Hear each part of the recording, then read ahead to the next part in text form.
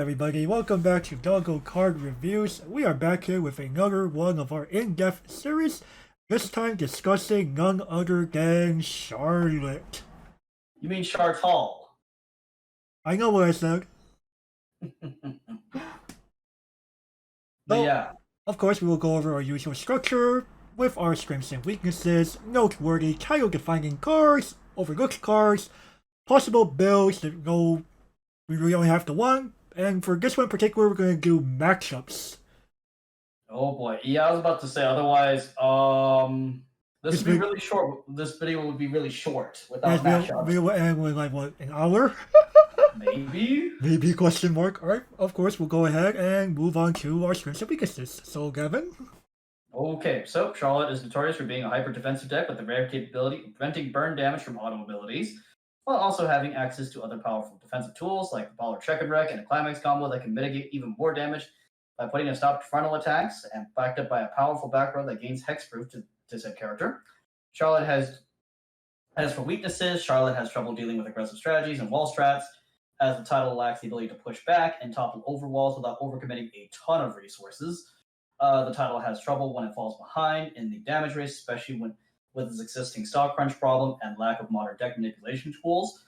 Furthermore, the deck has a major flaw of slowing down games to such a crawl that there is a high risk of double loss due to 30 minutes in the time limit. So that last sentence really only applies to physical variants, though. If you're in the US recently and you've been watching the news, we might be seeing physical tournaments as early as this year, actually. We might be heading back to physical tournaments again.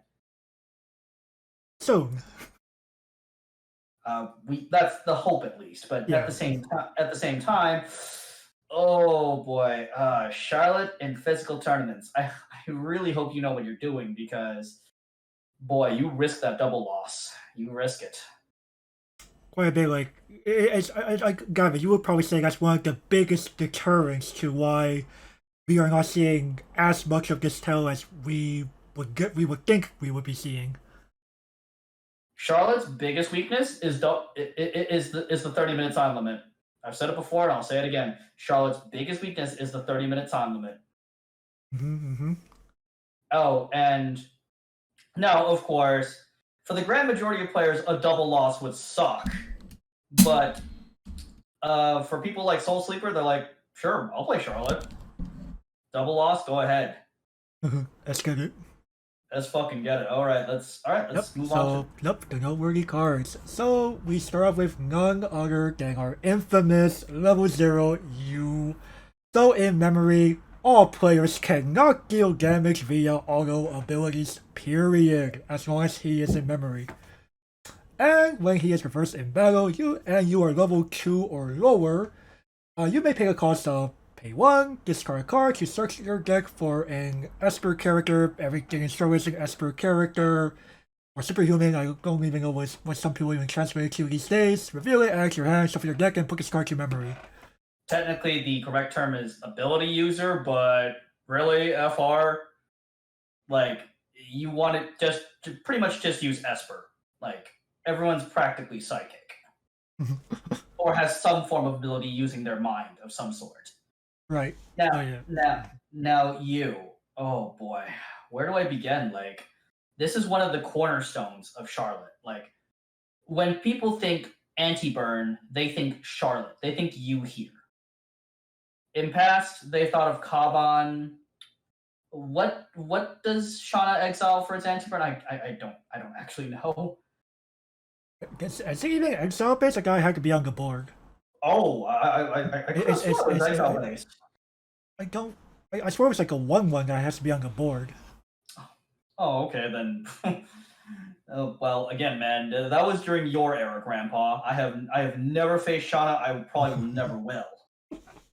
But when you think modern day anti-burn, who comes to mind? You, right? Oh yeah, bet. Like, if you're still facing Kaban and friends, where do you play it, and can I come? Like, FR? Like, Kaban was specifically designed to counter the burn one spam. Oh, Yame's and Darth Vader's. Right, that was rampant back in 2017, but if you look at today's meta and you just go Kaban, FR, Right, we have a lot like of burn 2s, burn 3s. we have a lot of burn X's where like pretty much that number is not one. And in order I also have a very tiny number of matchups. Kaguya-sama, some number of Nijigasaki decks run it. Alicization if they're playing Mother's Rosario combo. Oh yeah, Mother's Rosario combo from Alicization, but other than that, For the most part, burn ones not really happening. burn ones are pretty much extinct. Like, if you want to stop burns, Yu is your answer here. Now, not to mention, he's also a drop search. Like, he's very convenient in the fact that he has a drop search. Because, spoiler alert, when we look at the deck later, you're going to find out why that him being a drop search is so convenient. Mm-hmm. And the fact that you have to be level 2 or lower, come on. If you didn't get your anti-burn in by the time you hit level 2, either the game went horribly bad or what are you doing?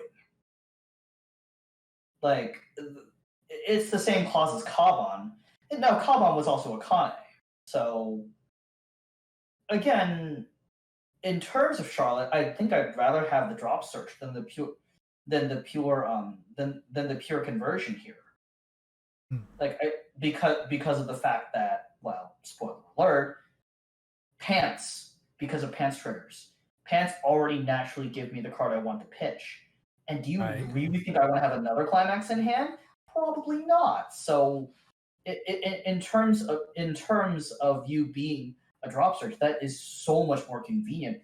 Now, the biggest draw against you is actually his stat line. The fact that he's a 1500.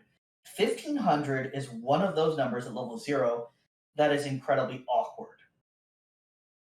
Level 0 bombs that are not red, which are pretty much all the bombs that are played nowadays, will automatically blast him.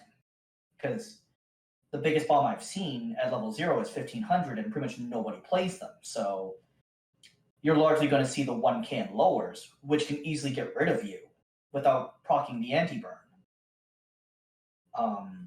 And of course, you cannot compete with all the vanilla and up crowd either. Hell, you can't even kill most Azusa profiles, which are 2k. Oh sure, he can double knock with Shizuku from Nijigasaki, but realistically, the Nijigasaki player's like, sure, go ahead, we'll trade. Like, that's a trade at best. Yu is not getting over her clean. Right, and the next smallest is a level 0 bomb in the form of Itsuki and quintuplets, if I'm not mistaken. And Itsuki doesn't care either. Right. Itsuki will gladly trade with you. That's the problem. Like that, I think you could agree with me on that one. That 1500 is one of the most awkwardly statted stat lines at level 0. If not 2k, yeah. 2k you can at least justify double knocking with the majority of Azusa profiles.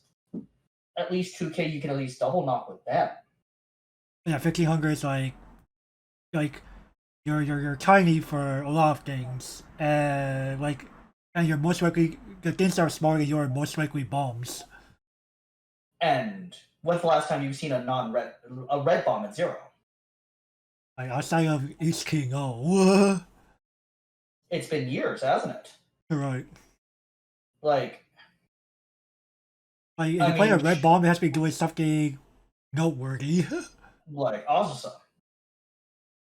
In the Itsuki example, but even then, like, you might be able to knock with like some of the Project Chronalis that are running around, but not that many sets are using them. Like, even the majority of drop searches can kill you. His drop search peers can kill him easily. Right, they've been making those things buff. Well, or keeping them at like a steady 2k25. Yeah, we're even talking the 2Ks. We're not even talking those that have gone to the gym. Like the 3-5s? Oh hell no! The 3K 3-5s? Hell no! Like right. this. You use an example of like 2013 design. Well, you came out in 2015. Oh, sorry, it was 2015. Excuse me. Yeah, Charlotte's from the Civil War, man. I keep getting But started was older. no. Charlotte's old, but it's not that old. Like this is definitely an example of Civil War technology. Like, level with me here, man. What could you kill even during the Civil War / World War One era? Like, I'm trying to think of it. Like, Like the class. he trades with those music punished 1500 drop searches. I mean, those still existed back then. Yeah, the Civil Okay. War. Uh, like the two classic examples I can think of, toilet paper and Monogatari, slaughter you. They slaughter him.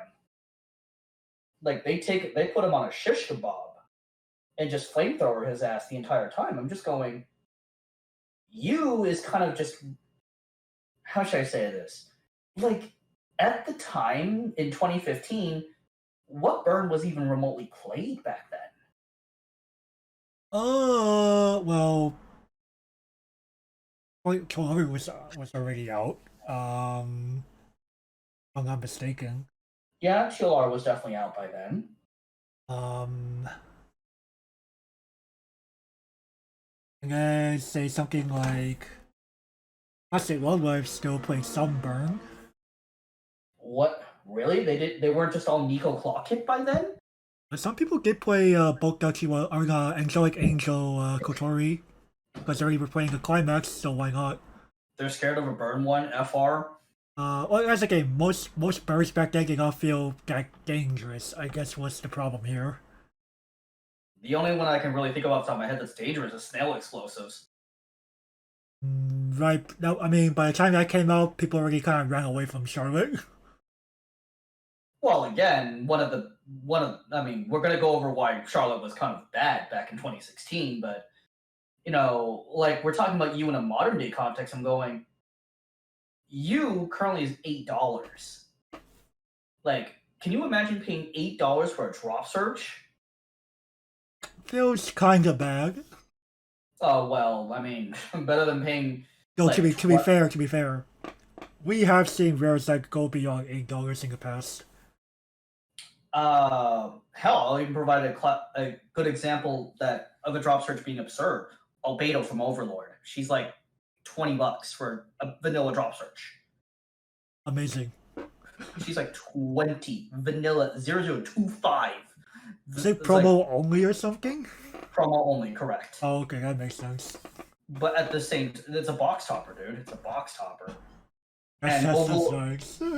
And Overlord was so bad.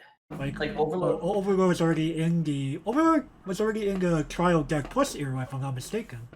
Right, and they didn't give Overlord a trial. They didn't give Overlord a drop search. Yes. But $7-8 is what you'd be expecting from a double rare, not a standard rare. But my biggest my biggest problem with you is a stat line. I wish he was just a tiny bit bigger. I find I would be happier with 2K over 1500 because at least he can double knock with those pesky Ossuses that are running around everywhere. True, but at this time they weren't like you can't tell me we're not breaking about power all that much. At least big power. Well, remember this is during Bushiroad's saner years. Oh yeah, definitely. I mean, you have watched the Weiss Schwarz R&D department go from Clone Wars to what in the Sam Hill? I mean, like, honestly, the majority of the time, what are you fetching with you? The answer is obvious. You're level 1 combo. Nowadays, back then it was like, yeah, we had those.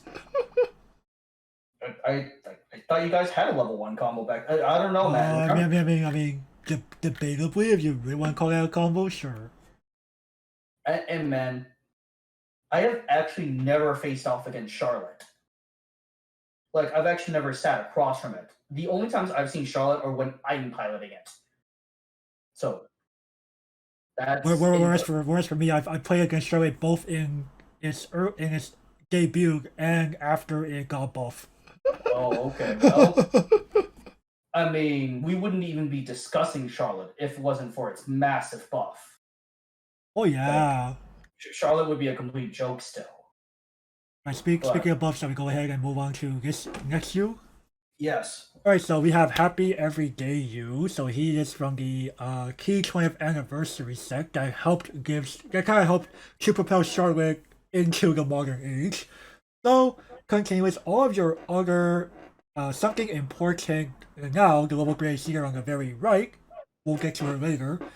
Get power plus 1500 and hexproof, and he's also a plus 2000 assist to level 3s and higher characters in front of him. okay. The second sentence realistically doesn't matter. It helps, yes, but at the same time, that first sentence is the key to Charlotte, is one of the essential keys to Charlotte's dominance today. Like, I can't believe they one sentence. At the time we reviewed this card, how knowledgeable did I sound about this card? Like, be honest with the audience here, man. Well, I mean, you sounded. I mean, like, not as much as you were with the title now, of course. But you could definitely tell that this thing was gonna do something big. Even though I have no experience with Charlotte, period. Right. Gavin, like, could just like look at the card. He's like, I never even played against Charlotte. I haven't seen what he could do firsthand, but I could tell he's just gonna do something big. This is, like, it mentions a very specific card and gives it a pretty massive boost. Right. And now, having piloted Charlotte, I'm just going, oh my god, this thing. Holy balls, Batman. Like, besides now level 3, I'm usually fetching for this SOB. Like, one of the...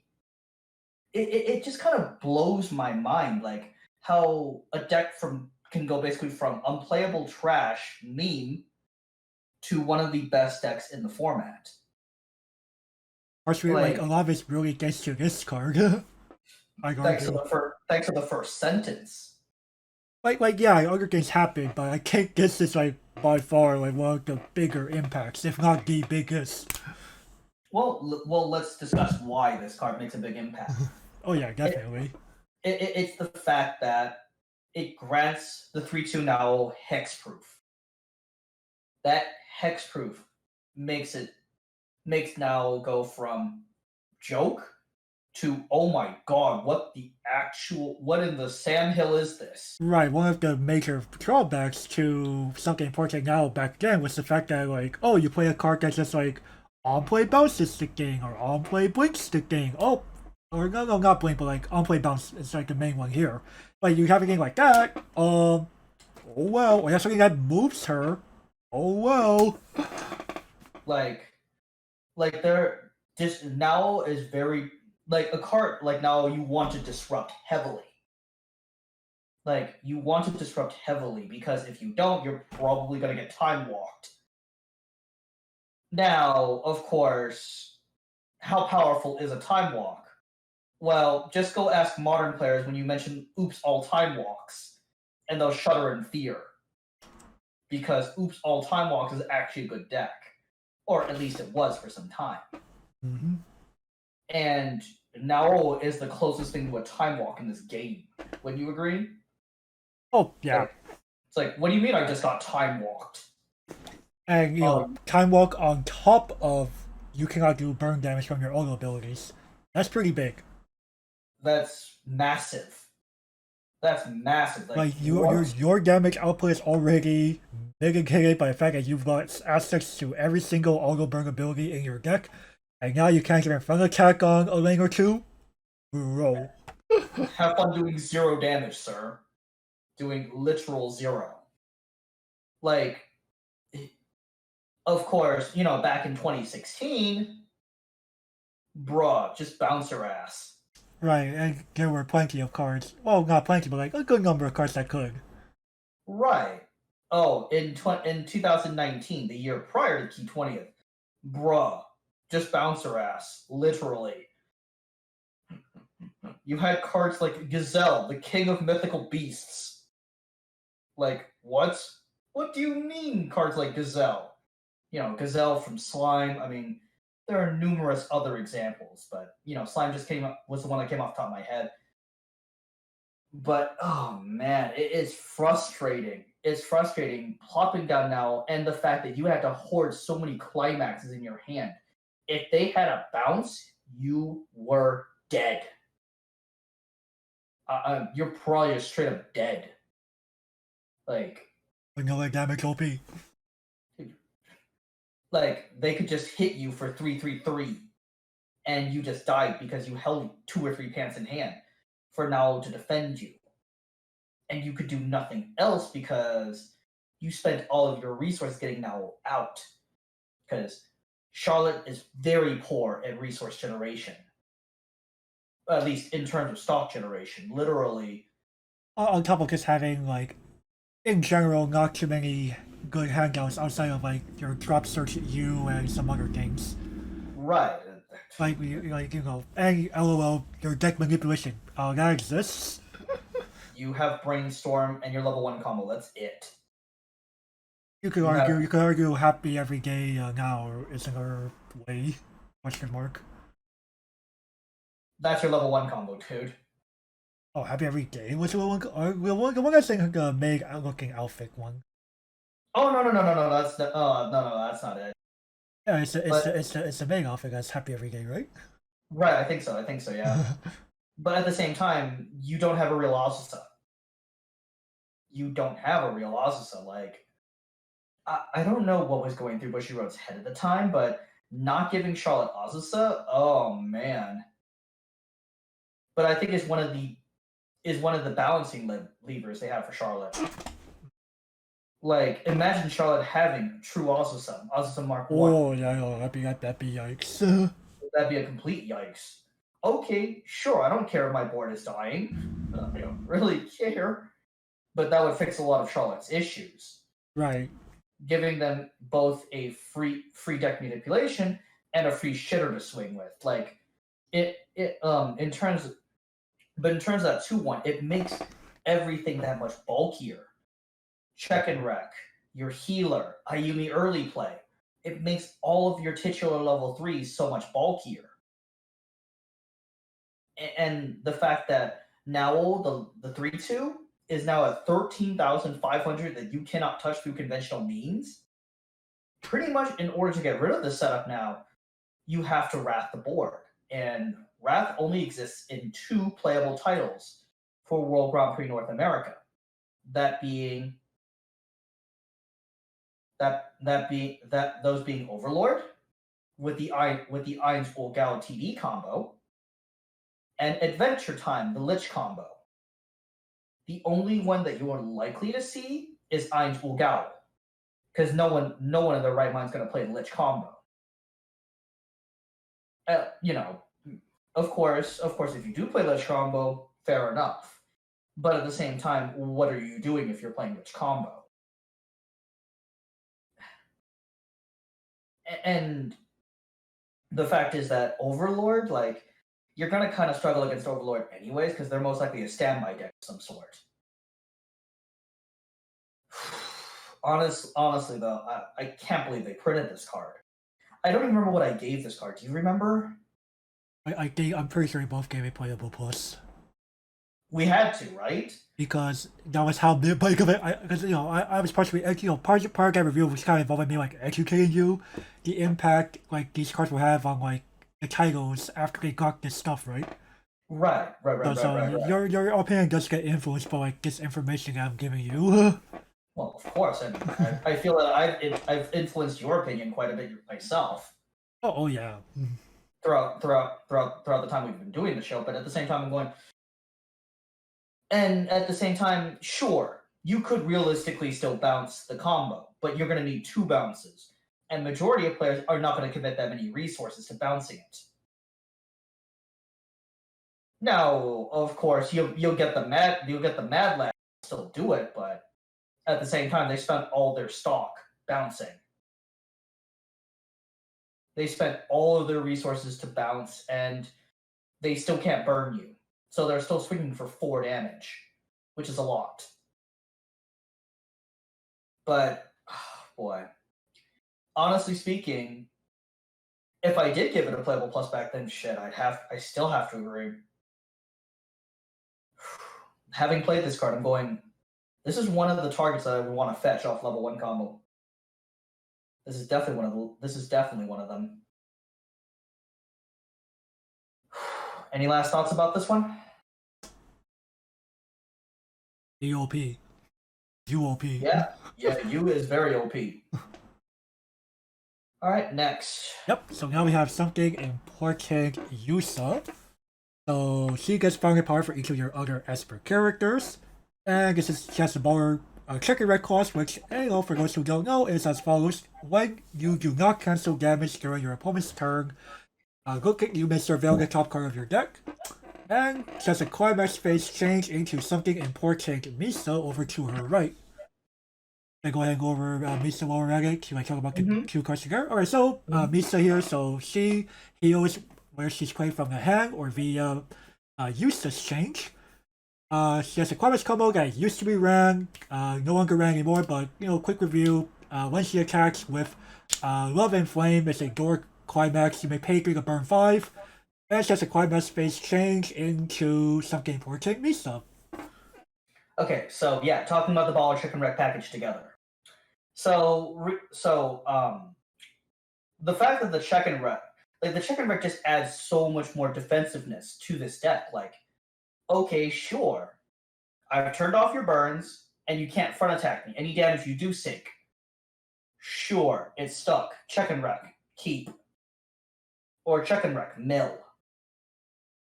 Like, okay. Usually you're going to be eating packets of 1 at best. Like, I can't think of a single top tier deck at the moment that could inflict more than one damage sighting. If they can even inflict damage altogether, because a lot of people are not putting in soul trigger, that many soul triggers into their decks anymore because they're like too many level 3s. The user is still gonna be normal regular damage. Cause just being a front row. Oh, yeah, right. So they can inflict normal damage to Misa here, to Yusa or Misa. Yeah, either of them, yes. Now, of course, it's the funny thing is that okay, sure, they sunk the 3 damage on me. Chicken Wreck, your next attack isn't going through. But again, if you're an intelligent player, you're mostly going to front attack Yusa first. Just to negate the Chicken Wreck ability, because if your opponent isn't paying attention, they side attack, they hit for 1, you take it with they side attack, now you take it, and then they Chicken Wreck, it's a climax on top. Their second attack isn't going through. Now, of course, this does not have hexproof. So the number one way of getting rid of this is to bounce it. But being 11,500 base, you're already bigger than the majority of level 3s at level 3, so... Right, it's kind of astonishing, how, this card is, pretty buff for its time. Doing what it does. I mean, how many other Chicken Wrecks can you think of that are this big? The closest is August coining Archi-Aquarium die-up at 500 short, if I'm not mistaken. The Chicken Wreck ability is so good that Japanese Sunshine list will play Dia. Right, Dia gets 1,000 power, you have 3 or more other musics, and with the ability. And the fact is that Yusa here is 11.5 with the Chicken Wreck, and the fact that you can even change into the heal. Right, you just need to heal down. Sometimes at Charlotte you do need that heal down to ensure survival. Sometimes you take too much damage here. You're not invincible as Charlotte, but holy crap, your greatest strength is not taking damage. But sometimes you just take the damage before you hit level 3, right? I was about to say, one of the best ways of beating Charlotte is to make it bleed. Bleed heavily, too. Now, of course, Now, of course, Misa is the weak part. She's only a 9/5 healer, which again, she probably will die in combat a lot. So you realistically only want to heal, when you absolutely need to, because otherwise you risk losing the chain. I kind of wish it was at the beginning of opponents. Like you could change at the beginning of opponents attack or climax. It will definitely not be free. Yeah. True, but oh yeah, that is true. It is free. Yeah. The changes are free because of them being in. Well, actually, no. Usually, climate-based changes are usually the most expensive. Well, again, they're both level 3. They're both level 3, and you're not changing up a level. You're changing between the same level. Right. Usually expensive changes are usually early plays of some sort. Right. Now, of course, discussing the impact behind. I would say if any game was opponent's turn, it would have to come from your hand. It wouldn't be a real change. Oh man, that'd be fine if they bounce the other to change into the other, but Right, but they didn't start making cards like that until like 2017 anyway. right. Unfortunately, They didn't get that far ahead. unfortunately, these two are a victim of 2015, 2016 era level balancing. Like this would have been amazing against TLR. Oh yeah. Something like TLR, TP against Monogatari. Like I can imagine these two being ran over now, to be honest. Because they just provided you so much utility. So much defensive staying power back then. Oh yeah. Like well, this is like the some builds like there's a reason why some builds ensure just didn't put a real level 1 combo because there wasn't really a good actual one that gave you advantage in the same way like a Shimakaze would. So some people just literally ran 4 doors for Misa burn and 4 pants for the no function me on the now. What did you guys do at level 1 pre-key 20th? The brainstorm that gave a character on reverse search to discard one. No? Hey man! No? You want us to play that weird Misa level 1 package? What the fuck does it do? Oh no. Well, okay, so the Misa was a 1/1. So you stalk her to bring out the costless Yusa. And the Yusa is a combo that I don't remember it. Question? Like oh man, like I just remember I think one of the problems with it was like it was either on a stock soul or a 2K one. Oh no. Like yeah, like we're talking like quite the struggle bus here back then, Gavin. Yo, dog, this is running World War One, man. 2K1s, FR. Hey man, again. 2K1s in World War One. Come on, man. That sounds like Napoleonic. That sounds like Napoleonic shit right there, man. Alright, let me see if I could find a combo here quickly. Oh yeah. Never mind. It doesn't even do advance. He just gets a bunch of power. Oh no. Oh no. And your if you attack with the 1/1 or you reverse with the 1/1 means you Shimakaze. Or the 1/1. Power and toughness? 6,000.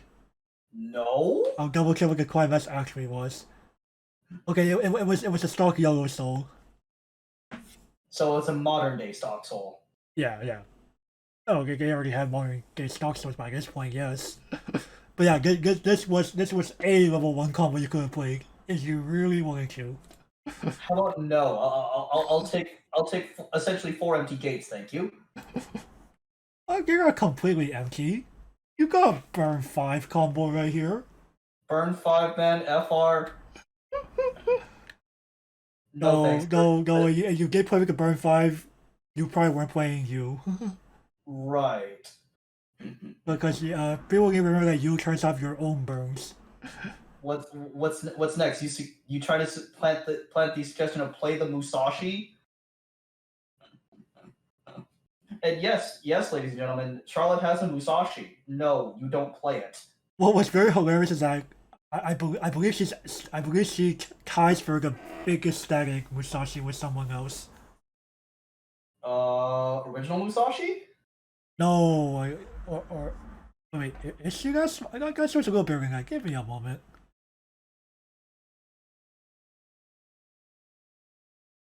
Oh yeah, no, you're right. She, yeah. Tie with she ties with it, but doesn't have the demerit of not being able to side. And she also ties with, I believe, Guy in Guilty Crown. Who the fuck is Guy? You never played against Guilty Crown? No. Oh damn. No. What's the Guilty Crown, man? Oh. I played against shit like roach people. You saw more roach people than Guilty Crown. Yeah, man. I saw more roach people. I was like, Gundam faced autopilots, roach people, Fate. Holy moly. That's all I faced, man. When I was a kid. Oh, that and these strange creatures. Oh yes, the strange creatures. Strange creatures. Hey man, but yeah, there you go. The Starway Struggle bus of 2015. Yeah, we're kind of glad we have a real level 1 combo now. Shimakaze, 6k Shimakaze, fuck out of here. Caustic, 6k Shimakaze. Oh hell no, that's even worse, man. Hell no. Or would you rather use the now brainstorm and attempt to sack into something? At that point, I'd rather fucking sack at that point, man. Oh man. Or hell, do you guys have Ellie clones or something? Shit. Actually, yes. Oh, okay, I'd rather play that. Yeah, Chow is now tomorrow. She gets broken bar for each of your other Esper characters. Oh wow, she's literally Ellie. But at the same time, Go, you said Misa. So yo, dog, you aren't killing me. I'm gonna make it that much harder for you to kill me. Yeah, the struggle bus was real. Like, imagine if you have to place a weenie in front of Yusa here. I'm going F-O. Boy. Obliterated? Boy, go ahead and hit me. I fucking dare you to hit me. And man, you put a weenie? Like, really? That's all you have? Of course, Charlotte's not going to win any awards for depleting your opponent's hand. Your opponent's going to be like, Charlotte depleting my hand, FR. Oh yeah, no. Charlotte rarely plays for board. No, Charlotte doesn't play for board. Even though it's a defensive deck, it doesn't play for board. It's defensive in other ways. Now, of course, why isn't Misa 11,500 as well? I kind of wish she had the bulk instead of that shitty climax combo. Yeah, I honestly blame the combo here. I'm going like, bruh, give me the 500 for each other Esper, like FR. Like they both can't be big? No. It's like that's like the and their price tag is one of their biggest weaknesses. These two are $12 each now. If you could find them? ? Yeah, if you can find them. Like Charlotte, besides beating Charlotte went through a buyout phase. It still is technically in one. Okay, Charlotte went from like $150-ish to 600. No cap. It literally quadrupled in price. You could buy Tron for the same price as Charlotte. You could legitimately buy Tron for the same price. Like, we're talking a top tier modern staple. Right. The idea was like the key 25th anniversary set was meant to like reward people who have been playing this game for aeons. No, it rewarded the speculators. And speculators, but I mean, Bushro thought of it more as a way to, well, they also intended it to be a way to reward the people who have, rode the storm out, right? I can imagine the majority of people that have rode the storm have already left. Like, how should I say this? Key 20th was a nice gesture, but at the same time, they should have reinvented the wheel for the five sets in Key 20th. As in, Like, like create new, like basically do the SAO 10th anniversary treatment. right, or the Circus 20th anniversary. Like, if you look at modern D DeCapo decks, it's all circus cards.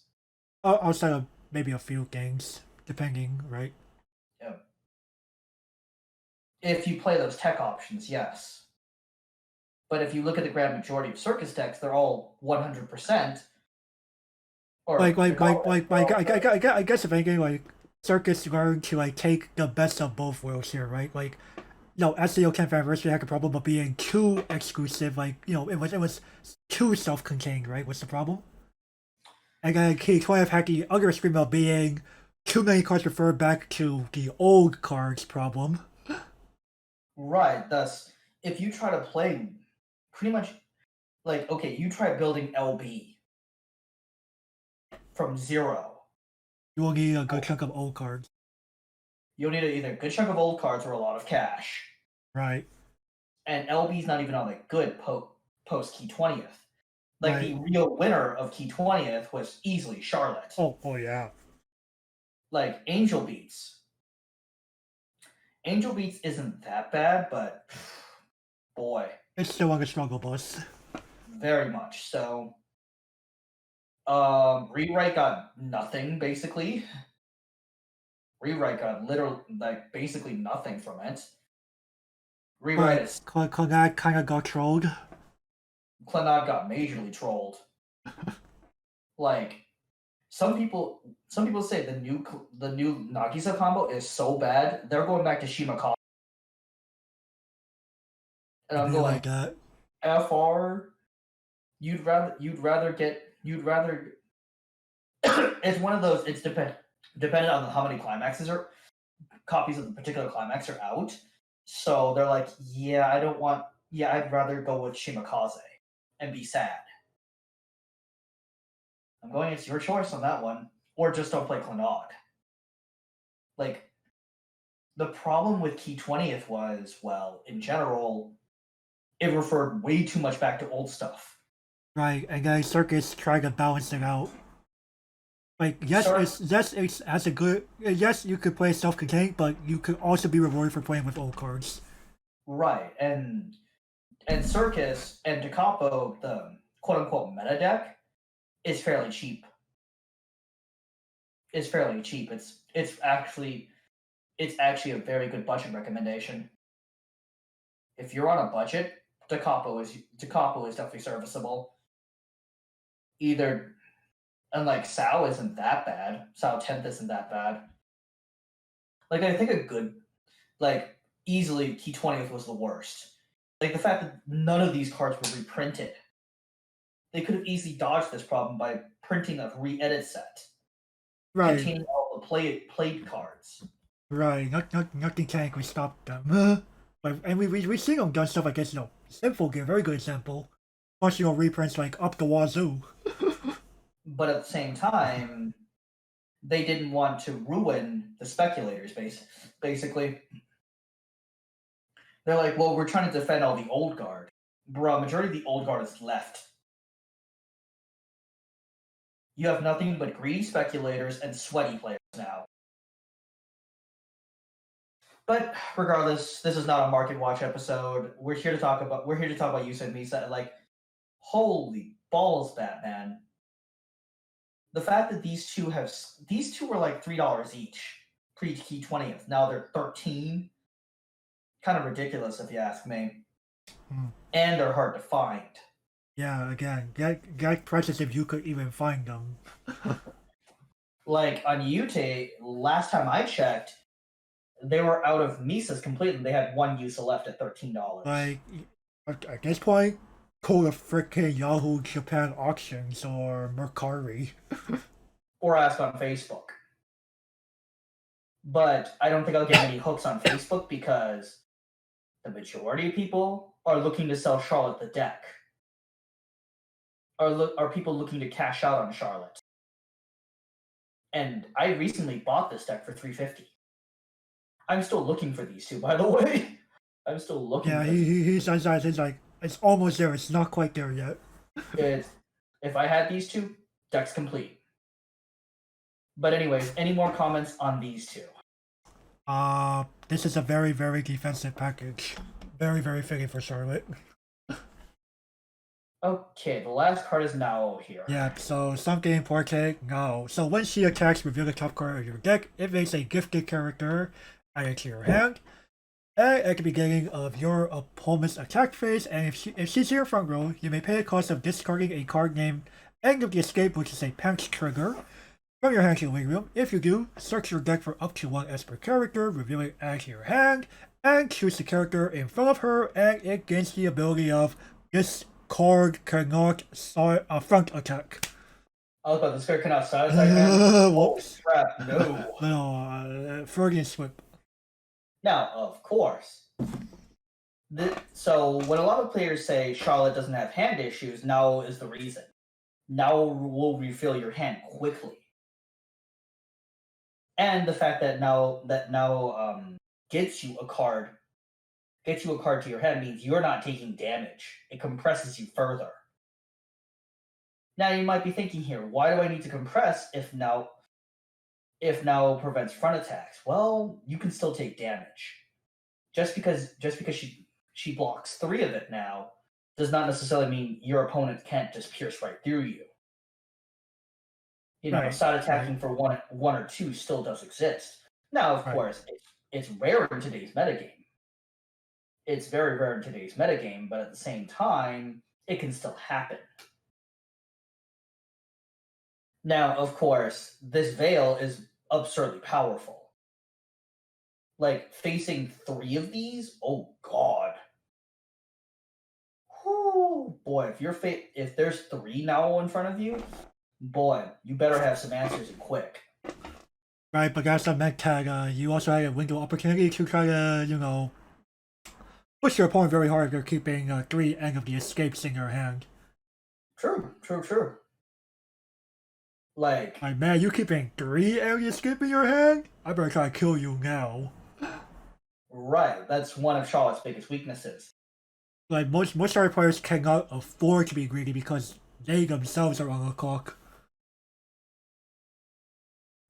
Charlotte is the fairest deck amongst S tier.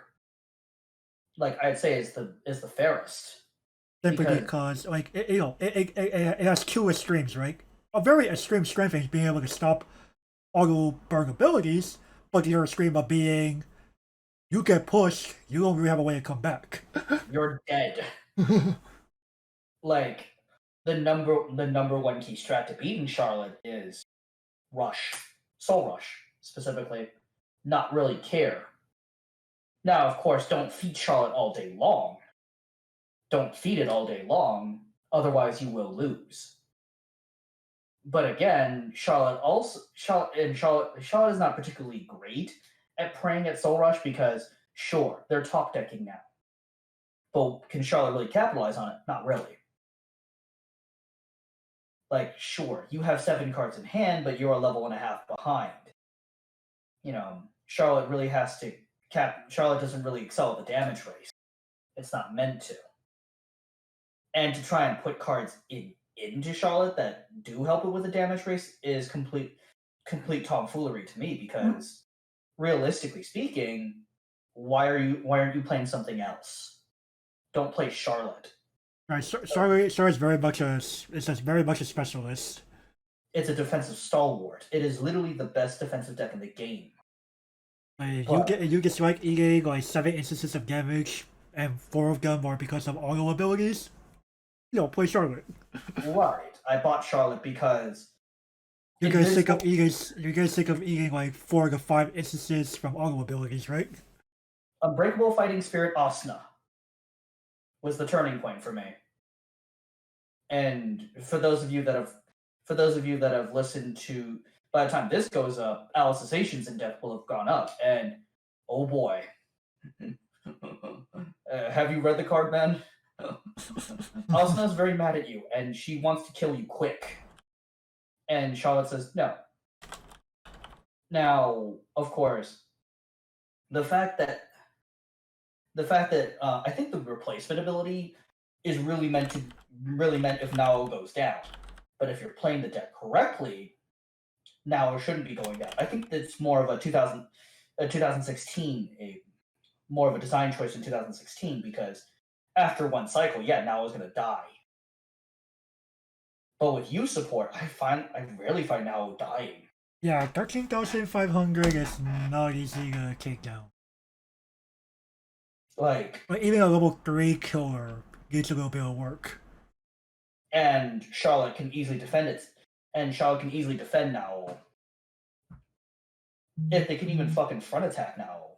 If they can even fucking front attack her ass. And assuming that you somehow getting killed on the backswing after that happened, right? Right. That's because the fact that they cannot front attack now means that now gets a free swing on the backswing. Which is amazing. Oh, and level 3 killers are 7k on defense. 7k toughness now smashes you. At twice your power and toughness here. Now, of course, it is now invincible. No, obviously not. Right, see, that's the drawback of like you gotta play a little risky. Now, how many ends of the escape is it worth keeping? That's something you have to front. That's something you have to determine for yourself. That comes with experience. For me, 2 is generally the correct answer. Right. Like Gavin, you okay if I tell him like a slightly embarrassing assumption you had in the past? Sure, go ahead. So Gavin asked me like, hey, should I try to do the nux track of getting 3 something important now and keep 3 area escape in my hand? And before level 3, I'm like, FR dude, you're probably dead if you do that. I'm going, yeah, having actually played the deck, I tried doing that. I died horribly. Because keeping 3 quiet messages in hand is, an easy way to say, yeah, have me. I died from 2-4. Right. And having only kept 2 in my hand, so much better. Right, you're like, okay, sure, you still bleed a bit, but you're not gonna bleed to death. Or, hell, even sometimes I only have 1 in hand, I clock draw the other one. There you go, sometimes that happens. It's fucking stonks if that happens.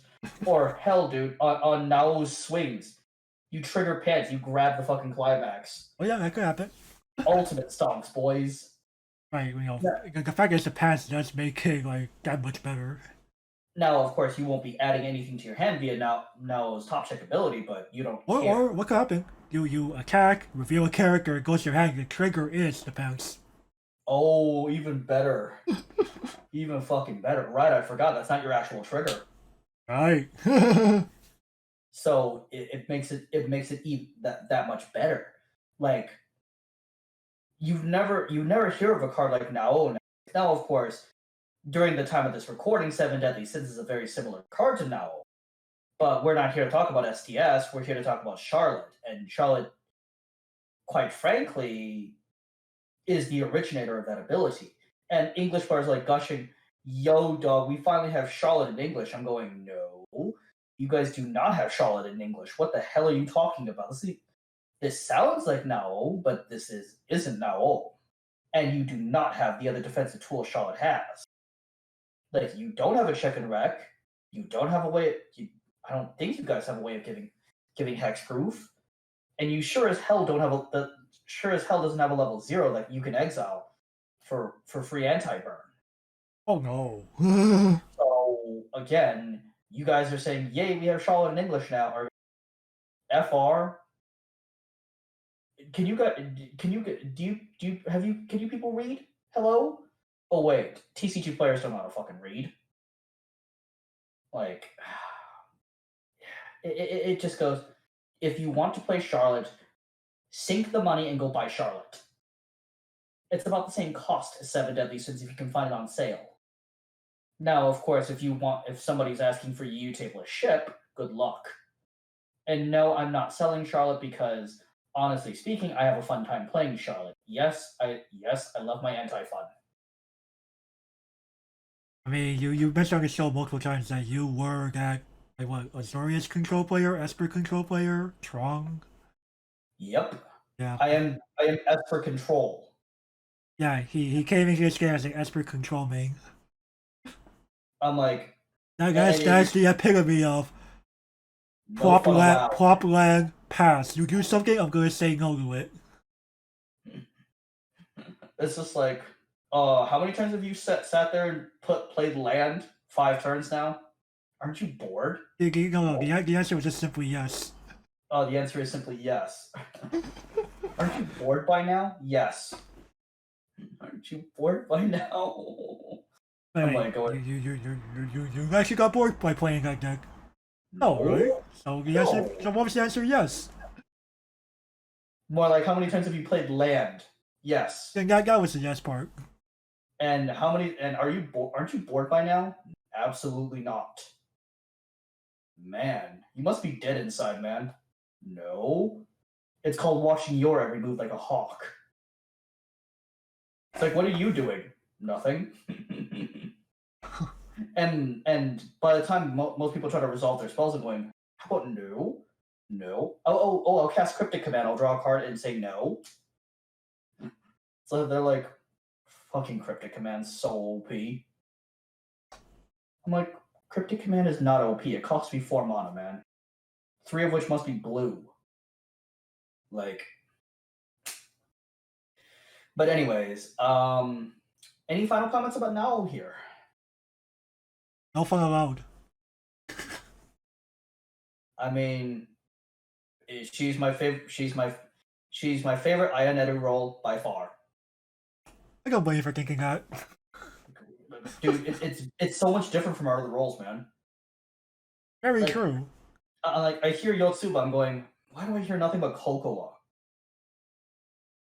Literally, the majority of our other roles, I'm just going. Have you checked out Wrong from Bang Cream yet?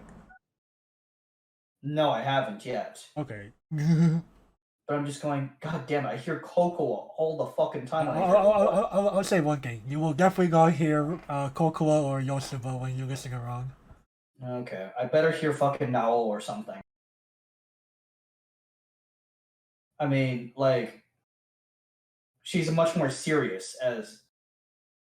I don't know, man. I'd argue Wrong would get you closer to Nao territory by far. Okay, good, because I like seriousness. Versus, oh god, not this girl who fucking runs into walls 24/7. That gets annoying after one show, man. Come on. There's a reason why I don't like Coco. I don't like Coco, man. The high energy derp. Oh no. Give me Chino instead or something. Chino, god. Alright, we'll move on to the overlooked cards. Okay, so we have 0/0 Takajo here. Beginning of your opponent's attacks. At the beginning of your opponent's attack step, he is a mill runner, and you can accelerate. Beginning of your opponent's climax phase, hit yourself for +2k and a soul. Wait, that's your climax phase. Oh, excuse me.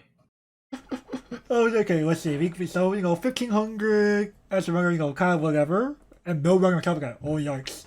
But at the same time, the mill runner is appreciated because you are Charlotte. You kind of lack this thing called deck mill. So this is actually pretty appreciated. Hey yo, I could swing for 3500 and 2 soul. Starting the game. Sign me up. Oh, I gave myself for it. Yo, I want to get to level 1 first anyway. We have this thing called Ayumi. She hits us anyway. Let's have more things that ping us. I level 0. This pays me for free, dude. Oh yeah. It's like, wait a second, I can hurt myself for free. I'm going to attempt to swing for 2 and 3500 power. That's so good. Now, of course, I don't personally run him, but at the same time, I'm going, I can see why Takajo is actually really good. And yes, I'm actually calling him Takajo, not Sonic. I was like, I want to use actual names? Yeah, why not? I mean, okay, so during the show, if you've watched the show, bruh, He's basically Sonic the Hedgehog. Yeah. He's Sonic. Or if you're a DC fan, he is Flash. He's Flash Tom. Now, of course, at the same time, though, as a mill run, I'm kind of glad Takajo is a mill runner and not a free runner because he'd be even more understated if he was a free runner. Oh yeah, he'd be a 1K. That ain't killing a damn thing, dude. And well, I mean, with his accelerator, he becomes a 3K. It's Which something. is okay. But I think Charlotte appreciates the mill because it's a lack of deck mill overall. That and Takajo can start contesting with a lot of common level zeros now. Oh yeah, we got a lot of 35 is like that magic number. 3500s are fucking rampant nowadays, man. Like literally every set has one. Like, and they're starting to play them now. Now, of course, this can't kill things like Kanata, but again, Kanata's a different beast of her own. And the fact is that you can just run away from something like Kanata. Though, the majority of the time, Kanata won't even kill you because she doesn't engage in battle. Though Takajo here, it helps Charlotte. It helps one of Charlotte's biggest weaknesses is the damage race. Charlotte is really weak at the damage race. Like Charlotte generally doesn't care, but at the same time, you need to win the game eventually. In fact, Charlotte is so whimsical about the damage race that it leads to time limit games. And time limits in real life lead to double losses, which, man. Again, one of the biggest deterrents for people choosing to play this deck over other decks. Imagine a room full of Charlotte. We'd all fall. I think Luke and Co would fall asleep. That's coming around. Okay, guys. What round is it? Fuck, it's only round 3? Bruh, it's been 3 hours already. It's been 3 hours already. What do you mean it's only the start of round 3? Bruh, everyone's playing fucking Charlotte in the room. You gotta be kidding me. Well, no, to be fair, if it's all showing a room, there should be more double losses. So we'll enter Super 16 like round 4, right? I wouldn't be surprised if we entered the Super 16 by round 3. Over half the room is fucking Charlotte. Like, could you imagine? Like, imagine advancing to the Super 16 in round 3. But like, wait, what? I thought we were supposed to play 6 rounds. No, too many of y'all double lost. Why? Have you seen half the room? Oh, it's Charlotte. Oh, of course. It's Charlotte. Like, oh, check town representation. What do you mean 60% of you are playing Charlotte? Okay, how many Charlottes are advancing to the Super 16? 4 of them. Wait, what? There's 4 Charlotte advancing? Yeah, we only have 16 people left. Oh. and Takajo really does help. Like, though, like, Takajo also really helps with the clean cut problem. Oh, let me run in front of your brainstorm instead. Now, of course, forcing that brainstorm to effectively side. Like, I can see why people will play Takajo. However, I don't personally see him, like, I ran out of space, basically. Right, Charlotte easily has space problem. Like, because if you diverge too far from, like, certain staples, you will dilute your deck with a bunch of junk. Right, and Takajo while being good is not essential. And the reason why he's in the overlook section, despite my hatred for runners, is because Charlotte really needs it. Charlotte absolutely needs it, and it helps patch up one of Charlotte's few holes. If you can find space for Takajo, definitely play him as like a 2 or 3 of. Like he's either like a 2 or 3 of or a 0 of, because you ran out of space. Alrighty, any final notes on our favorite speed demon here? You want to go fast? I could kill your guy. Yep, gotta go fast like Sonic. All right, next is another Takujo card. Okay, so when he enters the battlefield, he gains 500 times the number of your Esper characters or ability users, and he has accelerate at the beginning of your climax phase. You may hit yourself. If you do, he gains +1 level and on reverse salvage. Yo, what? Does he need a climax to get Okay. advantage? Yes, but in response, you hit yourself. Early level 1, that's fine. Yeah, you don't really care. And he's waiting for like up to 7k? Yo, what? You know, Takujo reads like a modern day card, doesn't he? Like, he's a double R for a reason. Period. Now, of course, you're hurting yourself for that cantrip, but Charlotte is so desperate for selection that it's worth it. The Right, pain is like worth it. yes, it's a modern level 1 combo, but its biggest flaw, what is selection? What a selection. Like, it's Lullafin combo. And Review Starlight players will tell you, oh god, Lullafin. Like, Lullafin's only good in that just because of the Frontier School of the Arts act package going on. Power and toughness, 10,000. What? What? Power toughness, 10,000.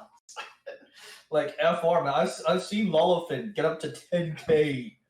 Like the Frontier cards be like that. Like, oh yeah, 1k plus 1k counter plus 500 here plus 1k here. Oh, plus 15 because for herself. What? What? That's gigantic. And Takujo reaches 8k plus with the pants. Like, what? That's absurd. Right. Oh, and Takujo dodges level 1 bombs. Red bombs. In case you still somehow see them running amok. And man, bombs are free kills for Takujo here, even if they are not red. True. Well, sure. I'll trade. I'll trade Takujo. I mean, he can trick me. and the fact is that sure, it's only a salvage, but at the same time, and there are so many times where I just mill 3 cards for Lala. Which card do I pick out of these 3? Like, there are multiple cards I want. Takujo solves all of these issues. Right.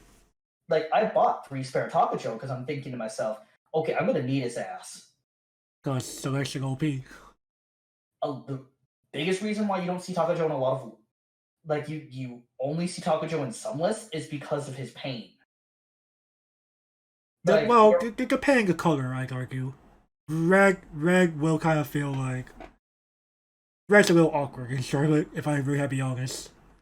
I'd argue the worst choice is green. Green has its own issues, but we'll talk about green later. Red's definitely awkward. Right, red is definitely awkward because there's not that many red playables. Right. Like Takujo, the healer part of the Check and Wreck package, maybe the Pitch CX salvage, and maybe the user counter that we'll talk about next. Those are probably your only playable red cards. Right, they honestly shafted red in set 1 overall. And Key 20th didn't really help. In fact, Key 20th is like, here's more blue cards. And we're going, no, Bushy, we need red cards, not fucking blue cards. Like, it's... Of course, and Takujo is a double rare from 2016. He's a World War I era double rare. Like, I thought for a second Takujo was from Key 20th. I thought to myself... Because it read like something more modern.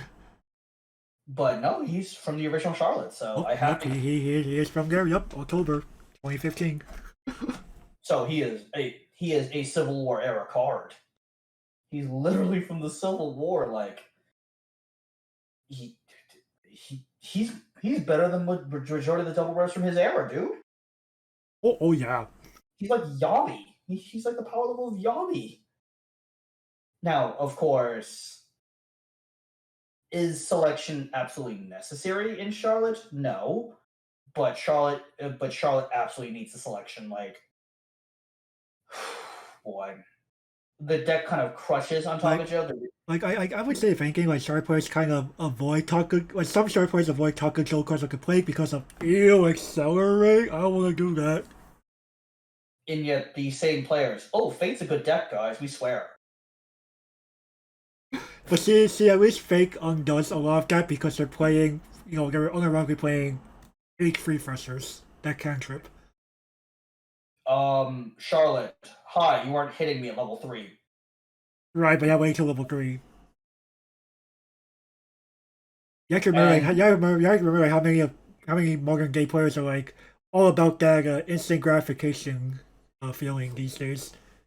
I blame the mobile game market for doing that. I blame them. I blame you and your phone games. I fucking swear, kids these days. I'm a boomer when it comes to that issue. Phone games? What are these phone games, man? Shit. It's called. My phone is used to actually like access the internet and call my buddies up, text my buddies up. Yep. Hell, shows 2005 Razer flip phone. Let's fucking go. You actually still running around with a Razer flip phone? No. I have a Galaxy S9. But these phone games, FR man, don't act like you're innocent. I'm not trying to say I am. But no, I'm very much a mobile game degenerate. No, I have moved away from pay to win. I was about to say, man. I don't seriously pay to win in these games anymore. Outside of unless it's like aesthetic reasons, like Shadowverse will keep me spending if I see like a skin I want from a third-party franchise. Hey man, Code Geass, FR. You gotta get your Ladouche skin, man. Yeah, I mean, I'd rather play with Ladouche than is Joke or Shadowcraft. Fair enough. Don't get me wrong, I don't dislike Mari, but Luke though? Come on, man. Lelouch. But he is a douchebag, man. He is. Hence the Ladouche comment. Oh, you mean Ladouche? But realistically, though, what about Mr. Sanic here? Selection for paying yourself is a small price to pay for selection. Enough said. Former Esper Mage. I will gladly pay my life for cards. Right, especially from the Esper Mage here.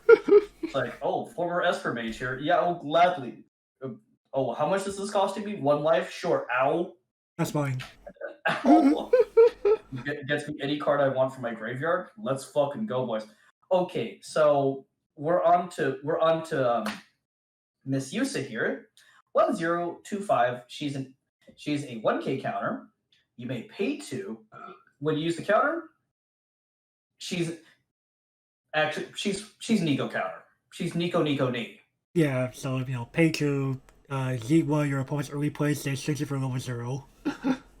Most people are like, ew, that's so bad. No, because sure, they're getting our character, but bro, it's a level 0. You get rid of a threat, and the thing with Shard is they're honestly not winning level 2 ever. Ayumi? Does Ayumi count, man? FR? No. No. Exactly. Ayumi doesn't count. The reason why you don't see Yusa in a lot of Charlotte decks is she costs 2 stock. And that 2 stock is valuable with how few turns you're getting to assemble your pieces. Bruh, everybody who knows the Charlotte matchup goes, Play great guys, swap climax, go. I don't care if I have to neg. I don't care about negging anymore. I don't care about negging. It's not a neg if I win. Exactly. I'm just like, oh, what if your hand gets reduced to 0, man? So they're like 3-3. I'm 1-3. I have time to rebuild my hand. Well, what are they gonna do? What are they gonna do? They're not gonna tsunami me back. I mean, okay. I ate 9 damage. Cool. Am I dead yet? No. I just need to do 4 more damage. Or if they heal down to 3-1, okay. I need to do 6 more damage. Easy. Charlotte brings out the Soul Rush in your opponent. And this helps against standby matchups, but now, of course, you think this would help against standby, but standby just goes pitch card. She's back. He or she is back. Right. Unless they're playing a regenerator version, which some of them might have to. Or the 11K. Depending on the title. Or the 11K. Or the 11K, I just go recursion. I don't know what that is. I lost it for bulk. And Yusa just goes, no. You know, another thing like that used to could also be is like, you know, an easy stock out, because, you know, Charlie and stockouts kind of don't really go hand in hand after level 0. Our only real choice is Ayumi, man. Unless you want to play that green shit. Like you kind of see like sometimes your stock just gets diluted when playing Charlotte. Oh man. But you'll be like, how many pets are in there?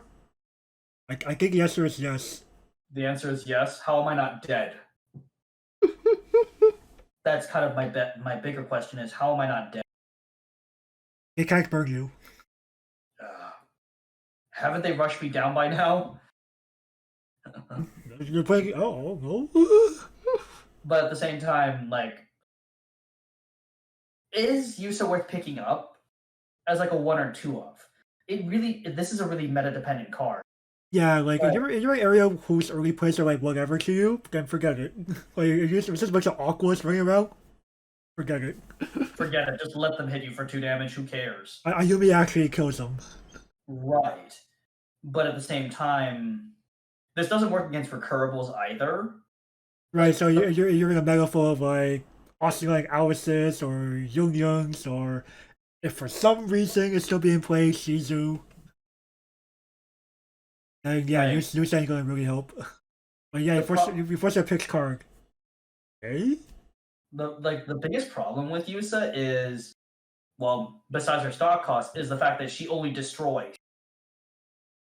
Like, oh man, destroy is not a very good keyword in this game. Destroy is not a very good keyword. Wouldn't you agree with me on that one, man? Oh no. It's like destroy is probably the worst keyword for removal. For in terms of removal, bottom decking, exiling, setting it to stock. No, those are setting it to clock. Those are some better. Those are some much better keywords. Just straight up destroy FR.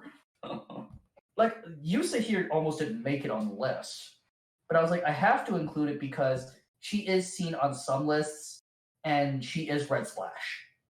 Right. That's like she's also one of those like polemic cards in Charlotte. Oh man, you can take it or leave it. Like, this is really meta dependent.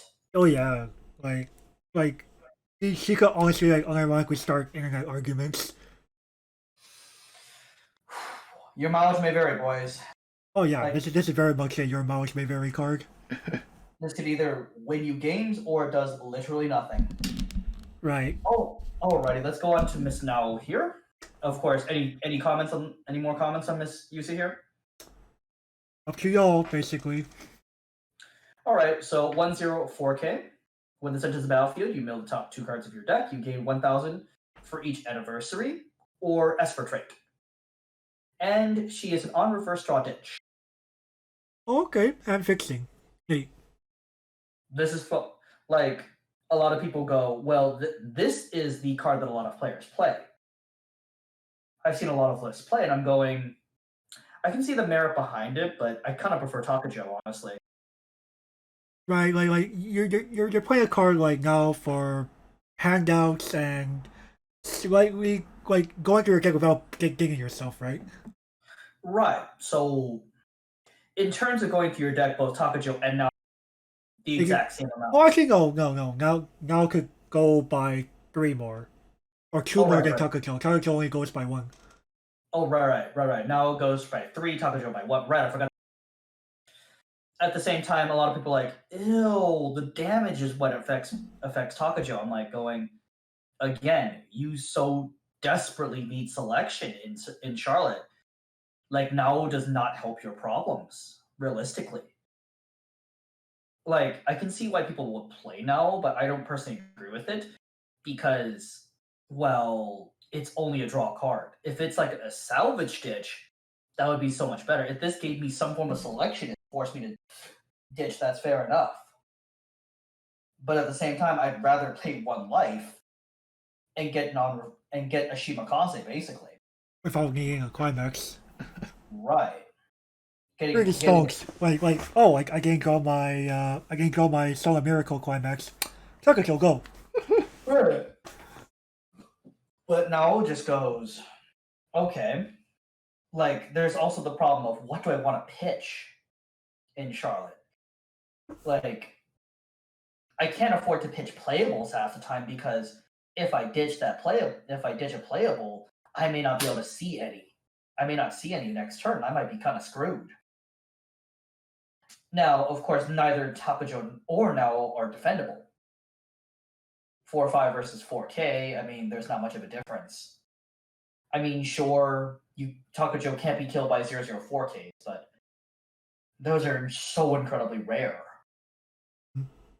that it's not even funny. Sure, Nao dies to them. Sure, you can have Nao, who cares?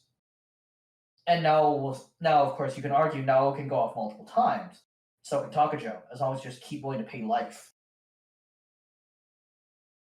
And paying life isn't absolutely the worst thing on the planet, especially if it gets me a good card guaranteed. Versus Nao, who's like, it might get me a good card here. Now, of course, price is also a concern. Takujo is like versus Nao's like 4-5, if I remember correctly. So Something like that, yeah. Yeah, Nao's not too bad compared to Takujo, but at the same time, my argument is you're expecting into Charlotte. You already know what you're getting yourself into. You should already be aware that price should not be. If price is a concern, do not play Charlotte. Any more thoughts about Nao here? She's not too shabby. I currently have Nao in my deck over Takujo, but at the same time, I'm planning on revamping my deck once I can get my hands on the Baller Check and Wreck package. Alrighty, the last one is Mr. Yu here. Let's see here. He's a 2/8K. If he has a marker underneath it, 1,000 power, and can no longer side. No longer direct. Oh, no longer direct. Excuse me. I believe is whenever he enters the battlefield. Correct. You may pay the cost of 1 in a card. If you do, free refresh and place the top card of your new deck, underneath them as a marker. Wow, on-demand refresh. No refresh point, yay. And the fact that he's a 9K.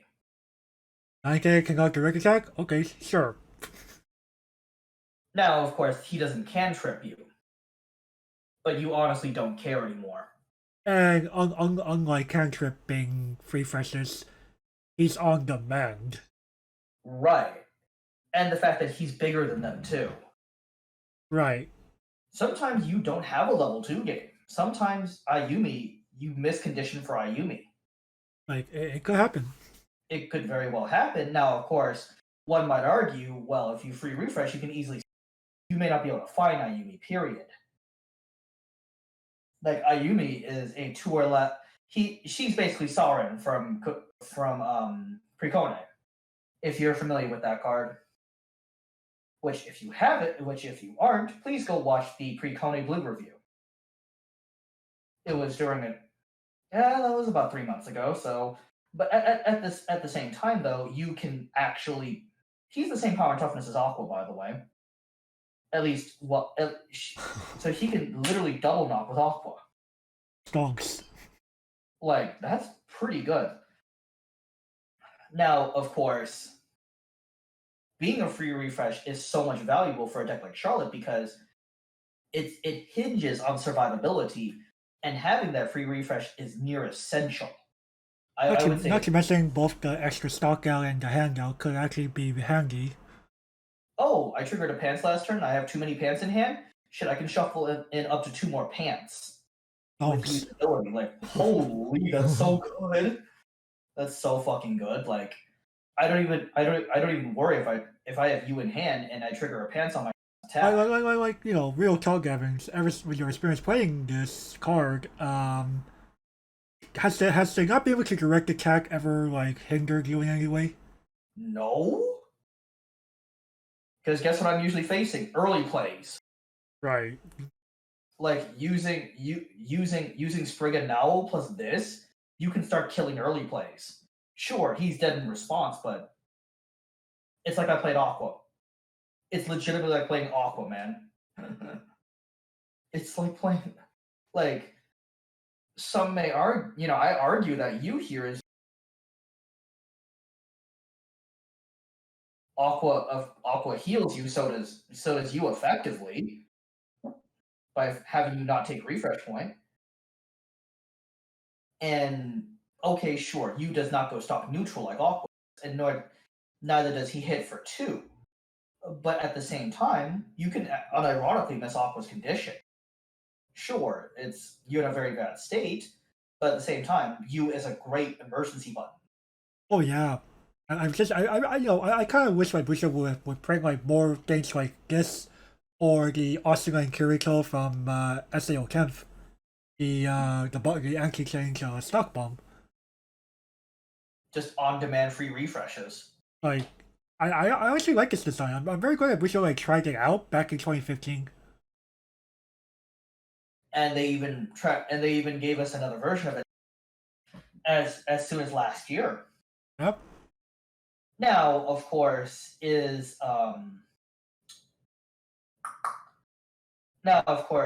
I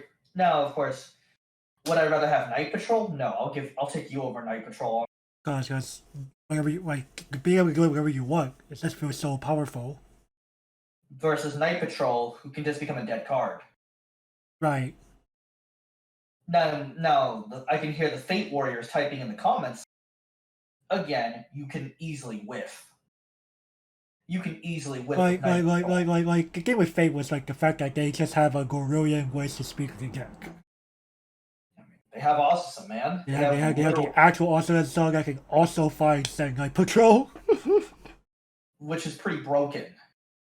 I guess it just happens to have the master trick. I wonder. It's like, oh great. What? I mean, like, imagine if Charlotte had Azusa. Ooh. That Azusa is probably worth $40. Is probably going to join the pile of expensive shit. Oh man. Can you imagine, man? Especially if it's a level 0. Big gross. No. One of the grossest things I saw was a Akatsuki in winter. It's an uncommon, by the way. She went to become like an $8 card before her trial deck reprint. Yeah, dude, Winter Moment Akatsuki is extremely expensive. And she's just your standard Azusa profile, man. Oh, like uncommon. Proving that even like at least Ilya was like a rare or double rare. She is a double rare from UBW 1, I think. Yeah, UBW 1. Yeah, she's a double rare, man. Like, and her reprint in Heaven's Field 2 was also a double rare, if I'm not mistaken. Like, right, but that card's only like $2 or $3 now, especially since that was post. Right, it's post restriction, but still. Can you imagine on a Bushy Road not having that clause in Ilya? Holy balls, man! And they'd be like, "Shit, we have Azusa back, boys." Oh yeah. It's like, oh dear God, no! Dear God, no! I don't want to deal with that shit. But regardless, though, like you here, whew, yeah, I'm surprised more lists aren't playing him. Oh boy, why can't we have more of these? I think a problem like use kind of like a similar problem as to like say like Yusa, right? The Yusa anti-change, like people don't go like Ilya got paid 2 stock. I can't afford that, Charlotte. If it saves your ass, you can.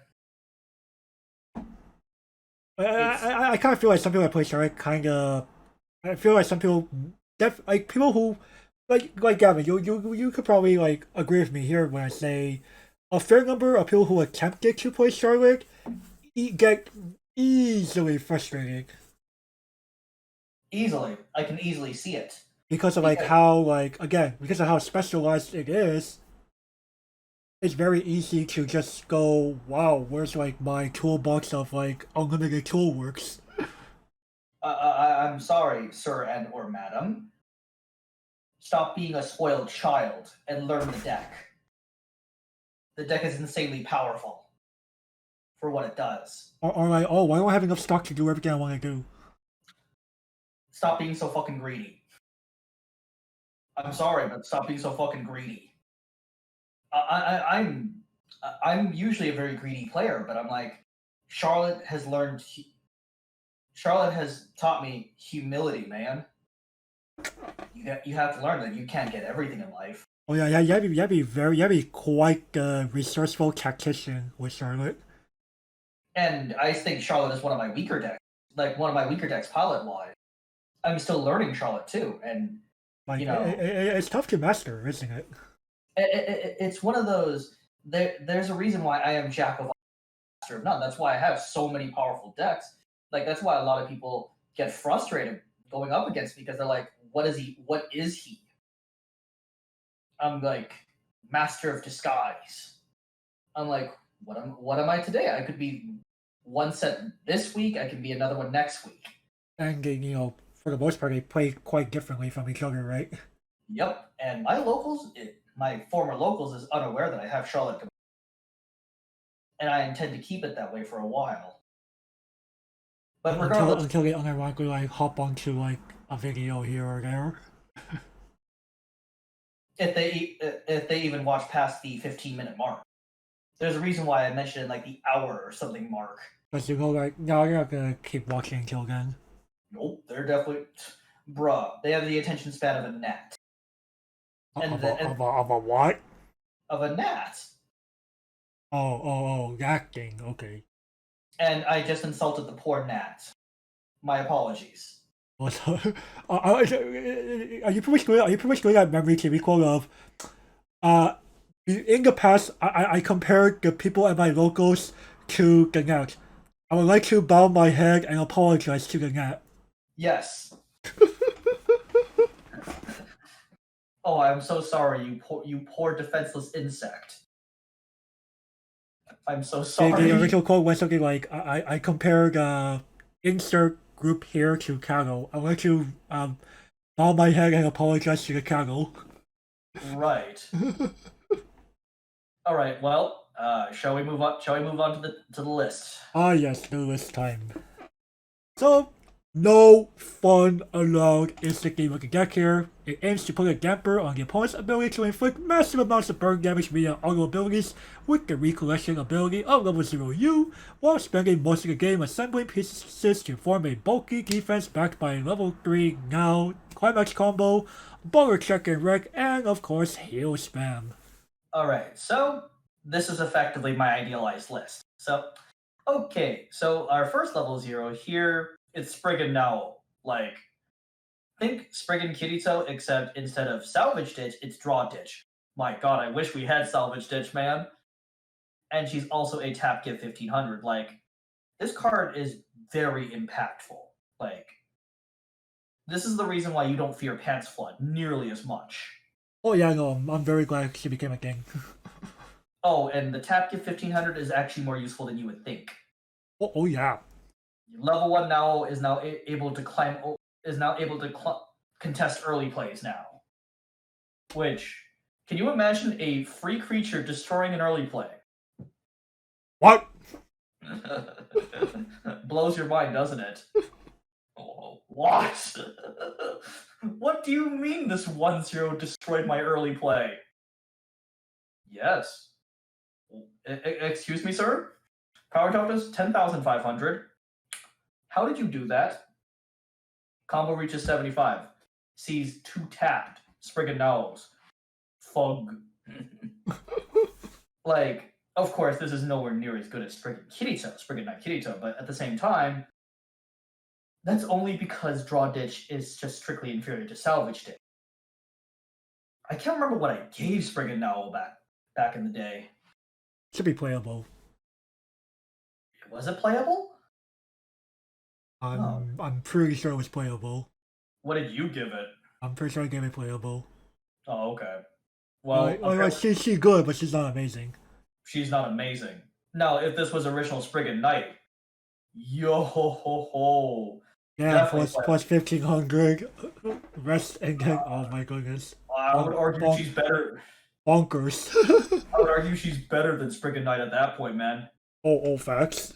Like, oh, you screw Screw Global 500. the tap give 15 times 2. You Yo, won? what? Broken. But anyways, like holy crap. Okay, so we have Mr. Yu himself. Do we need to talk about him? He's your anti-burning drop search. He's part of the reason why Charlotte succeeds.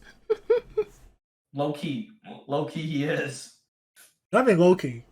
High key. Oh damn.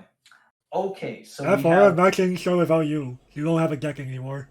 Charlotte without you. Selling Charlotte. Scrap deck. I'm looking to play Day I Became a God instead. WTS Charlotte. Okay, next is Misa here. When she enters the battlefield, mill the top 2 cards of your deck. There's a climax among them. You may replace the top card of your opponent's deck with a card of your choice from the grave. I.e., I don't want that in the graveyard. Play something I don't want on top. Or hell, there are times where I've said place a climax back on top. I want you to cancel. Okay, I want to try and strand you here. And she has also pitched CX Salvage. Yeah. Number 1, she's red. Like, as you can clearly see from the graph above, there are only 8 red cards in this deck. She makes up a quarter of the red cards. It'd be like that. You kind of have to play greedily with Charlotte here. Greedily color pie wise. Right. And you know, Dick CX is very useful because you're playing 8 effing bounce. Okay, here's a maneuver I've done. Mills 2 sees Nao level 1 combo. Sweet, has spare pants. Ditch pants, grab Nao. Let's fucking go. So much value. Donks. Like, sure, she's a 1k. Did I care? Come on, man. I think you could answer that one for me. No. No. No, you didn't care. Smash her face in. We'll fucking side with her, man. She was already dead. Right. Let's see here. Okay, so the Otosaka family. So 00, 1500. Both you and Ayumi here. So she is when she enters the battlefield, you may pay 1 climax swap. And when this card's damage is cancelled, send it to stock. What? Imagine that. That exchange of the CXs could be potentially free. Yeah, stonks. That's ridiculous, man. Imagine that. And you're 8 pants, so which pants is the right one? Huh. No. You know what's even more stonks is especially if you paid out of pants, like if you pay out of pants to exchange it for the right one. Very stonks. Holy shitto. That's so good. Especially if she gets especially if they get canceled. Holy. Yeah, I'll take that trade deal every day, man. Oh, alrighty. Next card. 00 Ayumi. When she enters the battlefield, you may replace the top card of your opponent's stock with a card from their grave. And she's a Kane. Me? I was like, this card is $40. Yeah. And I'm going, Accelerate to level 1. Get that no combo off. and I'm going, wait, why is this card $40 again? It's only Akane, man. No, it's Akane that's also part of that can also decompress your opponent by 1. Imagine if you time it right, her being a free version of Fumio Mark II. Wait, what? Yo. A Fumio Mark II that's gonna force your opponent into a refresh point because You don't have an actual Fumio. So you're swinging and then forcing on a refresh via the game. Bruh, that's so good. Imagine she did this for 0, man. Oh man, yeah, because you're not playing her for a calling ability at that point. No, but if you absolutely need attackers, go ahead. Of course, she's your standard Akane that she can only tutor for level 1 and lower. But bruh, imagine doing this late level 2. Could be pretty nasty. Could be what gives you the edge in some games. Like a free version of Fumio Mark II. Like usually you have to pay for Fumio Mark II. Wait, actually, wait. Your opponent chooses what? No, you choose what goes in there, right? Right. No, so it's more like a very weird ammo. So it's basically taking the reduced cost of Fumio Mark II with only being one climax, but because you have the choice, you're also Fumio Mark One. It's neat idea, Ellie.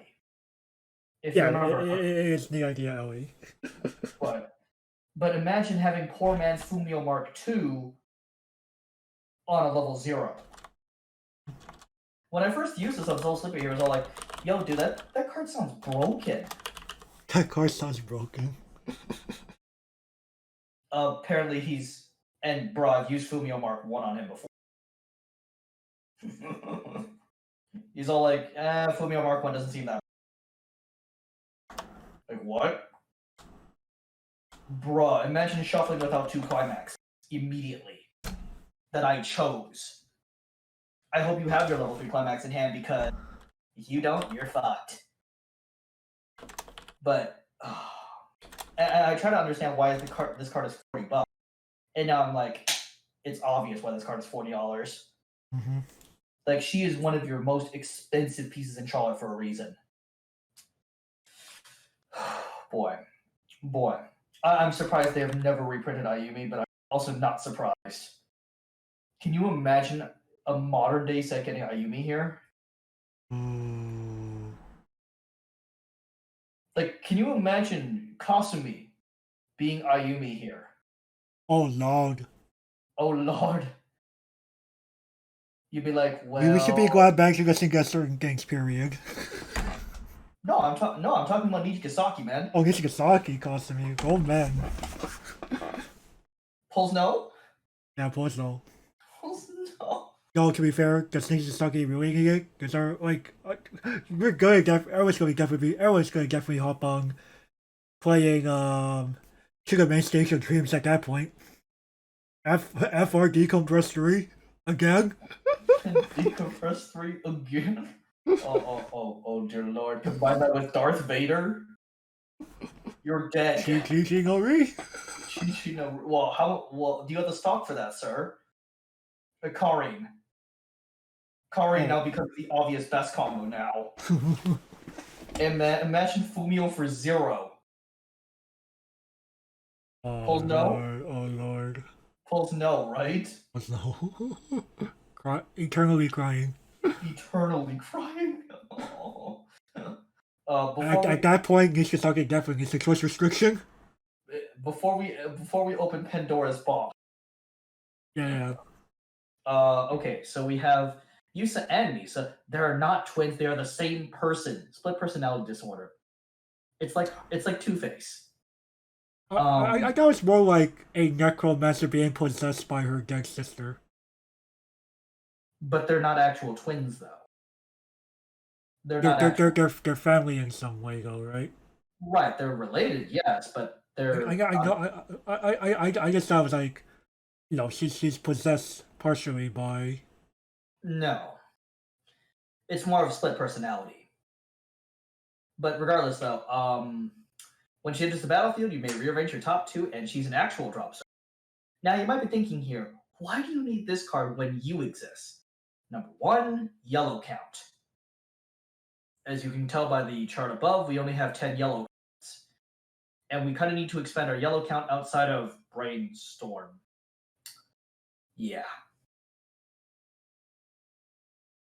Okay, next is our Brainstorm. It's a momentum gain it's momentum gaining plus 500. It's a tap sub tutoring brainstorm. You no longer need to play the Crapple-matic now brainstorm from set 1. Problem. You almost never want to brainstorm because, man, stalk. Yeah. But You only do it when you know that you're in a very terrible deck state. the conundrum with Charlotte is it does not have access to free deck mill like every other deck does. Its deck mill is so poor that you're gonna have trouble. You're gonna have trouble deck milling. And if you don't have you need to have Yusa here is necessary. You can't just treat her as a shitter. Like Charlotte is the one deck where I'm like, I cannot treat my brainstorm as a shitter. Absolutely can't. Can't afford to. Normally, As you know, you're just kind of like, you lose her, where did my deck mill go? right, I don't have Ossicide. Like in literally every other set. Where's my fucking homepage reveal? My homepage reveal Yusa, man. But I understand that not every set can have homepage reveal. And I swear, watch her be the first thing only. God damn it, no. Oh man, a level support that can give me free card advantage.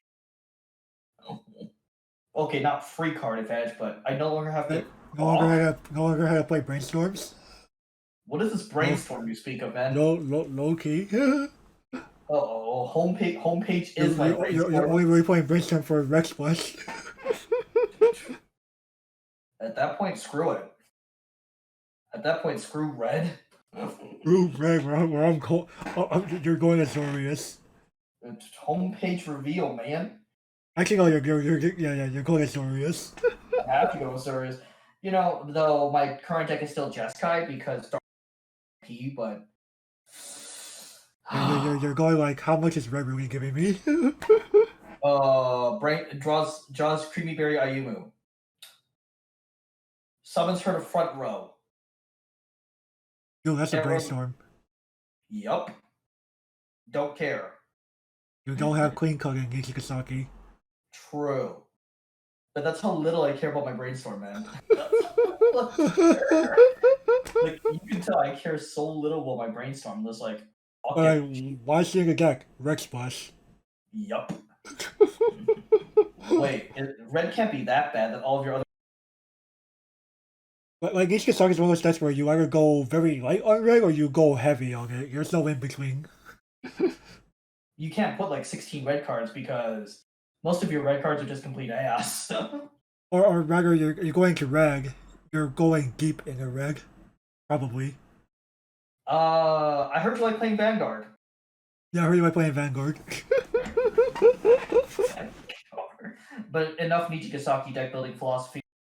Our own Nichigasaki. We'll be doing a Nichigasaki in depth eventually.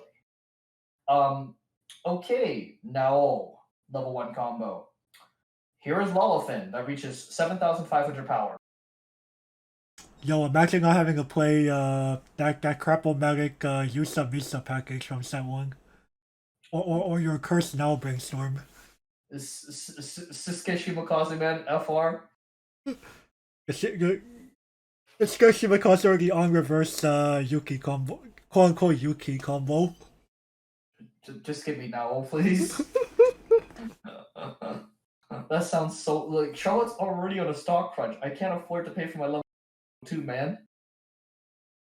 Yeah, yeah. I guess this now here is partially is what allows Charlotte to play in the modern day. This card is like $12, man. I don't blame Japan. This card was $25 at one point. Like that's how good people thought it was gonna be a game. People remember. Oh yeah, there's a time limit in this game. Never mind. Dude, imagine if there weren't time limits. Charlotte OP. Pulse ban. Pulse ban unironically. No, we're here till 4 a.m. in the morning. It's round 5. What happened? Charlotte. Can I go eat yet? No. No. Bruh, it's 4 in the morning. What's open? There's 24-hour places all over Japan. True. You'll find something. Have fun with your 40 and your ramen from across the street. Not gonna lie, if my tournament ended up going to 4 a.m., I'm definitely down that 4 and crashing the fuck out. And man, it's only round 5. Fuck this tournament. Fuck this tournament. It's only round 5. But Let me know if this deck gets banned. let me know. I sleep until then, right? Low key. Okay. You don't want to see shit. I'm gonna go play Rebirth. Play Rebirth. I wish the Rebirth's gonna go to end in 10 minutes or less. But you got fucking sacked. I had fun. At least I had fun getting sacked. Yeah, true. Imagine having fun. Can you imagine having fun with Story Mirror? No. Exactly. Dear God, I don't want to face the show. It's honestly one of my biggest reasons for not building it myself. I also don't really have any real emotional attachment to Charlotte anyway. I thought the $600 price tag. Oh, that's also another big deterrent. No, I fucking swear, if I watch this and I accidentally cosplay now, y'all know why. That Ioneru? Oh, I like Ioneru. I also like Twin Tail characters. There's a chance that now will probably is my best girl in this series anyway. Either her or Yusa. Now is mine actually. Oh, okay. Now and then goes Yusa and then Ayumi, I guess. But regardless, best girl philosophy aside, yeah, now is what makes this deck playable. Okay, Sanic, do we need to talk about him anymore? Oh. Okay, we can skip all. Okay, so we have the support. Hello. Hello. We have the free refresh. Yep. See above comment. Above comment. Yes. Okay. So you might be wondering, what is that 3K vanilla counter doing? Honestly speaking, it's used to defend my creatures just in case they're threatened. And the Kev yellow card. Hey man, I need more yellow. FR. FR. And this card is $5, man. This uncommon. What? A trial? No, it's not even an uncommon. It's a trial deck card. Oh, this trial deck card is $5. This is before trial deck plus, by the way. FR. FR. Holy shit! Yeah, this card is $5. Oh lord, because defending is that necessary. It's like, bruh, FR, you need a vanilla counter is $5. Oh lord. Yo, dog, I can buy you a Big Mac in the Bay Area. Just a sandwich. Just a sandwich. Just a sandwich. Of course, just a sandwich. I'm at FR, the combos could cost you like 3 of these. Man. Okay, I'm exaggerating at that point. Two of them and a little north of it. Make it a large. Yeah, you might need 3 of them if you're in downtown San Francisco. Oh man. Yeah, you don't want to see a McDonald's prices near my workplace. It can't be worse than Anaheim. Can't be worse than in Anaheim, man. Bitch, it might be. Holy shit, oh. It was worse than fucking Anaheim? Next to bloody Disneyland? FR. Holy shit, oh. I remember, financial district of San Francisco. Okay, true. Worse than the Mouse's biggest tourist trap on the West Coast. Now level 3. Do we need to talk about this card? FR. See above lecture. Okay, Miss Ayumi here. Okay, we've been talking about Ayumi this entire time. 3/2/9/5, 2 or less. She becomes a 2/2. She gains 1,000 power if you have, I think it's 3 or more guys. Not 2 or sure. more. She's actually modding up for some reason. Okay, so she's literally Sauron. And she's your standard heal. Neat. So you might be thinking here, oh, why not just have Ayumi solo at level 2? And I go, have you played the game recently, FR? Like, sure, Sauron is a good card. So is Ayumi. Problem. Sauron is really good in Precone because Precone is free mill and can easily get you to that 2 or less. Charlotte goes, I'm still in first deck. And you're level 2 and 2 clock. You're 2-2. You're like 10 cards away from refresh. You have like 6 stock. But sure, even you triple Lilithang, you didn't get deep Like, enough. nope. Like, newsflash, people, Lolifin isn't as foolproof as you think. Sure, she sounds great on paper, but in reality, Yes, don't get us wrong. She offers free deck build on a Climax combo, but she ain't taking you that deep. she only takes you 9. She only takes you 9 cards via the Plus, combo. plus the 3 cards you trigger. That's 12. Emilia gives you 16. Oh, Emilio. Oh, Emilio. Boy. Boy, or Correct number would be, assuming you went all the way deep for all 3 of them, that would be 15 cards. oh yeah, 15 cards. Excuse me. Yes, I just called it Emilia combo, not Mar. The same bloody thing. They're literally the same bloody thing. In fact, Emilia is actually more accurate because she also gains a power boost. Magro just remains as a 5K. Now, at the same time,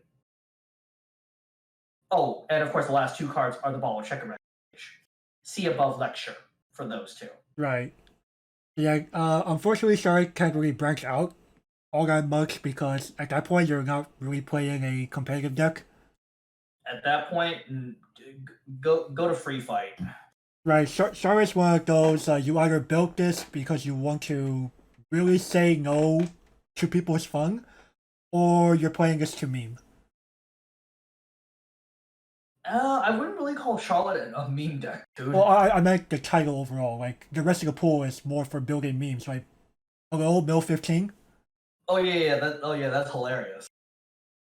But Like, imagine being dealt 2 refresh points in a single turn. holy shit-o. That puts Soul Sleeper to shame. But at the same time, I'm going.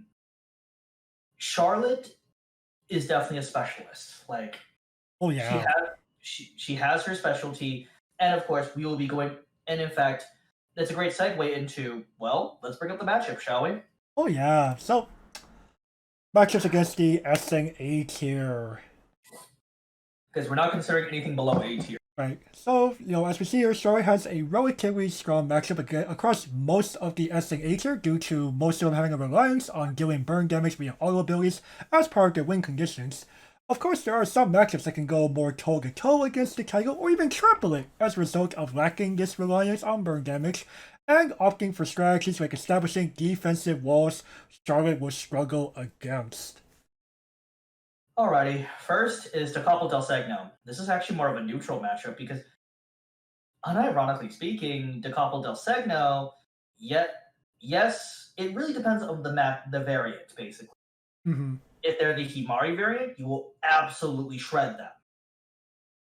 If they are the Otome variant, oh, good luck. You're probably dead. Because they out-compress you and you have no answers to Otome. You have to sit there and Keck W. Sure. Sure, they're not burning you with Otome, but do they care? No. That's conserving their resources. Right, sure, I only need to commit. And now, of course, the more popular variant is Himari. So I'd say this is more favored than neutral, but at the same time, I'd still state this as neutral because Otome variants still do exist, even if they are quickly disappearing.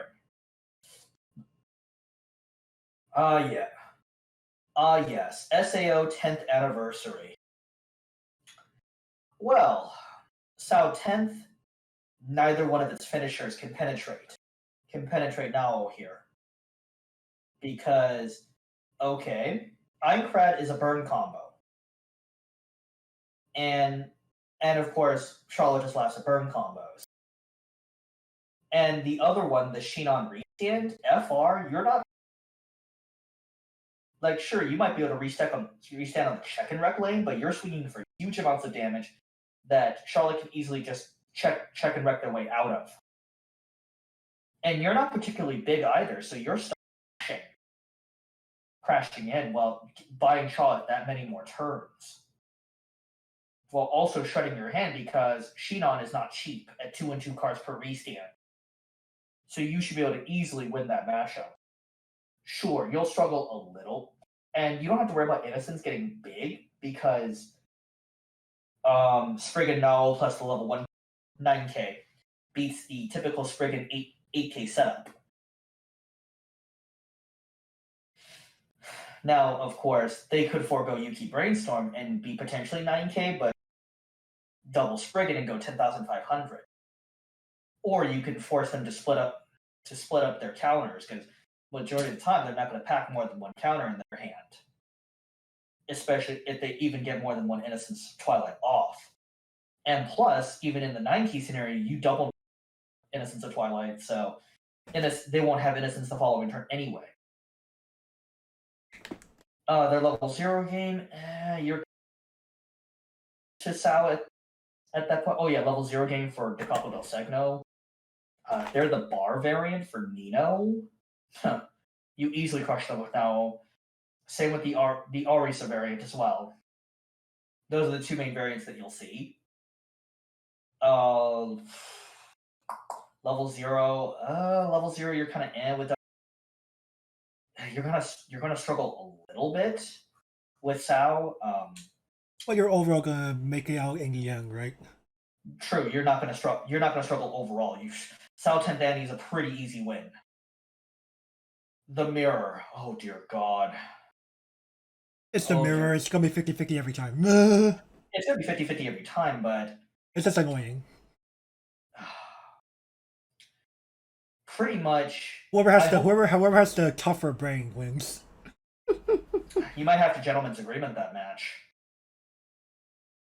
For both of your sake, honestly speaking. Because that match is largely going to end up as a double loss if you don't gentleman's agreement something. Like within the first 2 or 3 turns, both of you are going to realize, wait a second. And I don't know about you, man, but I would attempt in the Charlotte mirror. What? I mean, like you could just make sure nobody catches you. Secretly. Well, true. That's what you're encouraging here is technically against the rules. Again, dude, it's for both of our sakes. Right. It's for both of our sakes rather than... Basically, a gentleman's agreement still would be like, before time is called, notice the damage state, concede if you realize, concede the person who's at the higher amount of damage concedes. Correct. I mean, it's better than incurring a double loss. Oh yeah. I wish we could have legalized gentlemen's agreements, but no, both of you, they want to avoid collusion as much as possible. Yeah, it's kind of sad how it still somehow happens and gets caught later. Again, gentlemen's agreements are a form of collusion. Yeah, they really are. But at the same time, it's also gentlemen's agreements. I feel are also a form of because double losses are complete bullshit. I think most competitive players can agree with that one. Oh yeah. But regardless, though, just hope and pray you never face them. Date Alive. Actually, one of the easier matchups amongst the kings here. It's actually one of your easier matchups because, yes, they have standby. Yes, standby is very popular. Kurumi can't do shit to you. Right, and it's even better for you as a story player because now most decks are probably abandoning Uniform Lotoka as a result of the restriction. And this is a useful matchup for the Yusa counter actually. Kill Under the Blue Sky Toka immediately. Yes, it costs you 2 stock, but it prevents them from snowballing. And for the Gale Live player, they were relying on Under the Blue Sky Toka to live. Especially if they're the 8 standby variant. If they are the book variant, it may not be worth it at that. Though we're talking as if you are facing the 8 standby variant, which is far more popular. Mm-hmm. So yeah, Kurumi, the burn 3 is going to do anything to you anyway. Mm. Shuffle damage is probably the best option because what stock do you have? So they're relying on 2 soul swings if you have now. No. Sure, the shuffle 3 was free, but congratulations, you hit me for 2. Check and wreck. The next slang's getting canceled. So they're really going to be relying on Under the Blue Sky to beat your face in. But if you anti-change her, boy, you have the lead here. Mm. And Ayumi can actually dispatch Under the Blue Sky at level 2, because even if they hardcaster, which most players won't even consider that, you can still dispatch her because what's a Yoshino? Like, majority of players aren't going to be suspecting the Yusa counter. The Yusa counter is live, and their one anti-change bomb you can easily.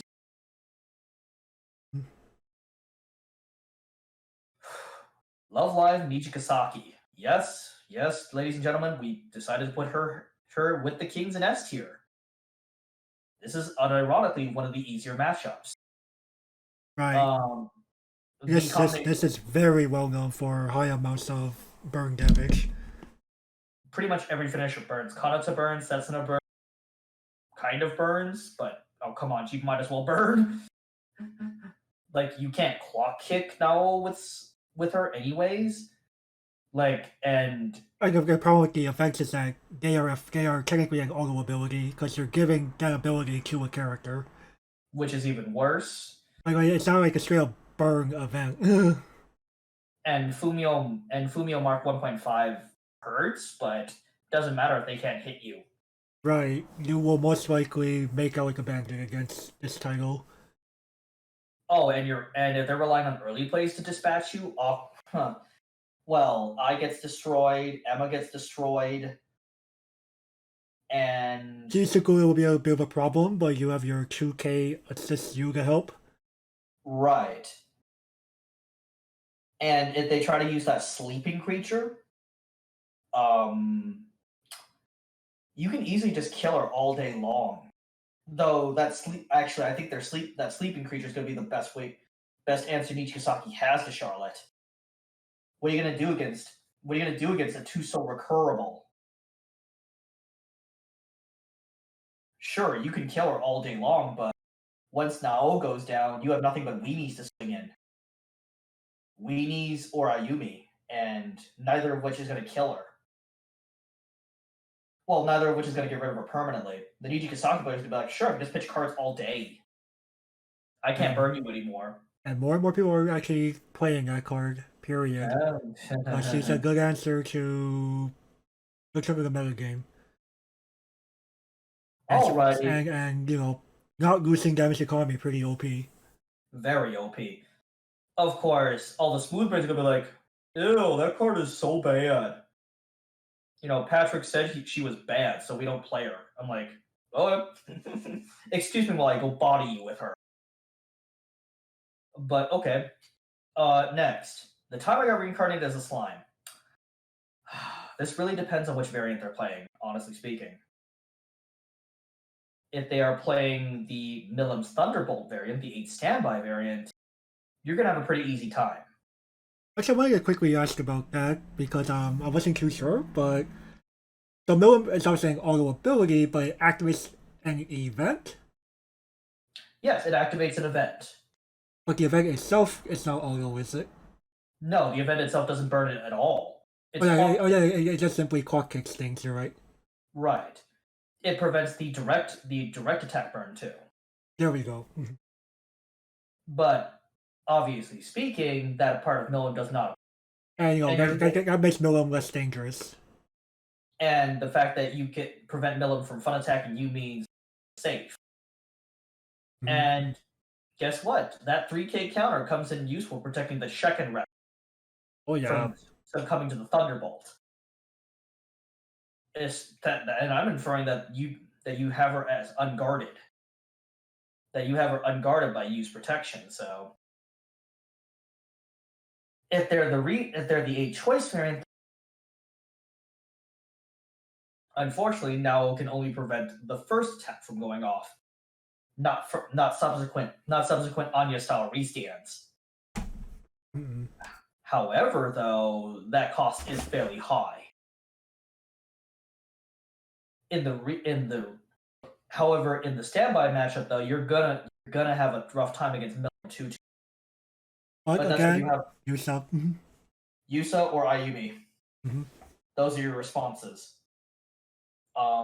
In However, in the 8 choice matchup, they're most likely going to use Ranga and Shion, the double early play. But at the same time, again, you just surrender one column to. Well, actually, no. You just hope that you can actually anti-change Shion once Ranga attacks, because Shion prevents you from countering. But at the same time, that doesn't really matter. Or better yet, you can just use Ayumi to distract both of them. Ayumi is more useful than people give her credit for. I'll give you that much. I'll give her Oh that yeah. much. But she was And working pretty well for a 2015 card. what? It's like, bruh, she's really good for a 2015 card.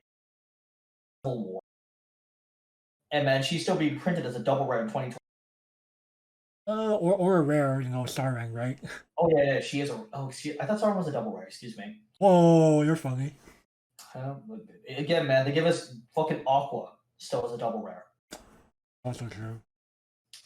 But at the same time, if you're facing the Soe builds, hey man, pat that guy on the back because he's brave for playing Soe in the Soe combo in this environment. Oh boy. And if they're still in the classic variant, Shizu 3-2 is gonna be kind of annoying. Like that one, you're probably a little less favored. You're probably in the unfavored category at that. But they stacked up so much memory against you, like they're canceling for a longer amount of time. Right, and Shizu is just gonna beat you for 2 repeatedly. You have no real answers to her. Alrighty, Summer Pockets. The reason why this is unfavored is because Shiki doesn't technically burn you. Right, she just simply converts. They actually clarified this in a Q&A, and they just basically just said, yeah, this just converts the damage. Like, it even says, I think, it was erotic, for the final release where it says, this does not count as damage being done during auto ability. So, this ain't burn damage. Right, I'm just simply converting my 2 or 3 soul into instances of ones. Now, you might be thinking here, but Shiki has to attack, right? No, Shiki doesn't even have to bloody attack. The problem is that Shiki doesn't even have to attack. Or does she? I can't remember. No, she technically attacks, but you're doing damage equal to her soul. Like, you're converting her soul damage into the X X. X is equal to the soul that she had. But X instances of 1. You still have to go through soul modifiers. So she can still be blocked by now. Yeah, but the problem is more of, that's one problem. The other problem is also the fact that what Star Pockets tries to do at level 1. What does this do?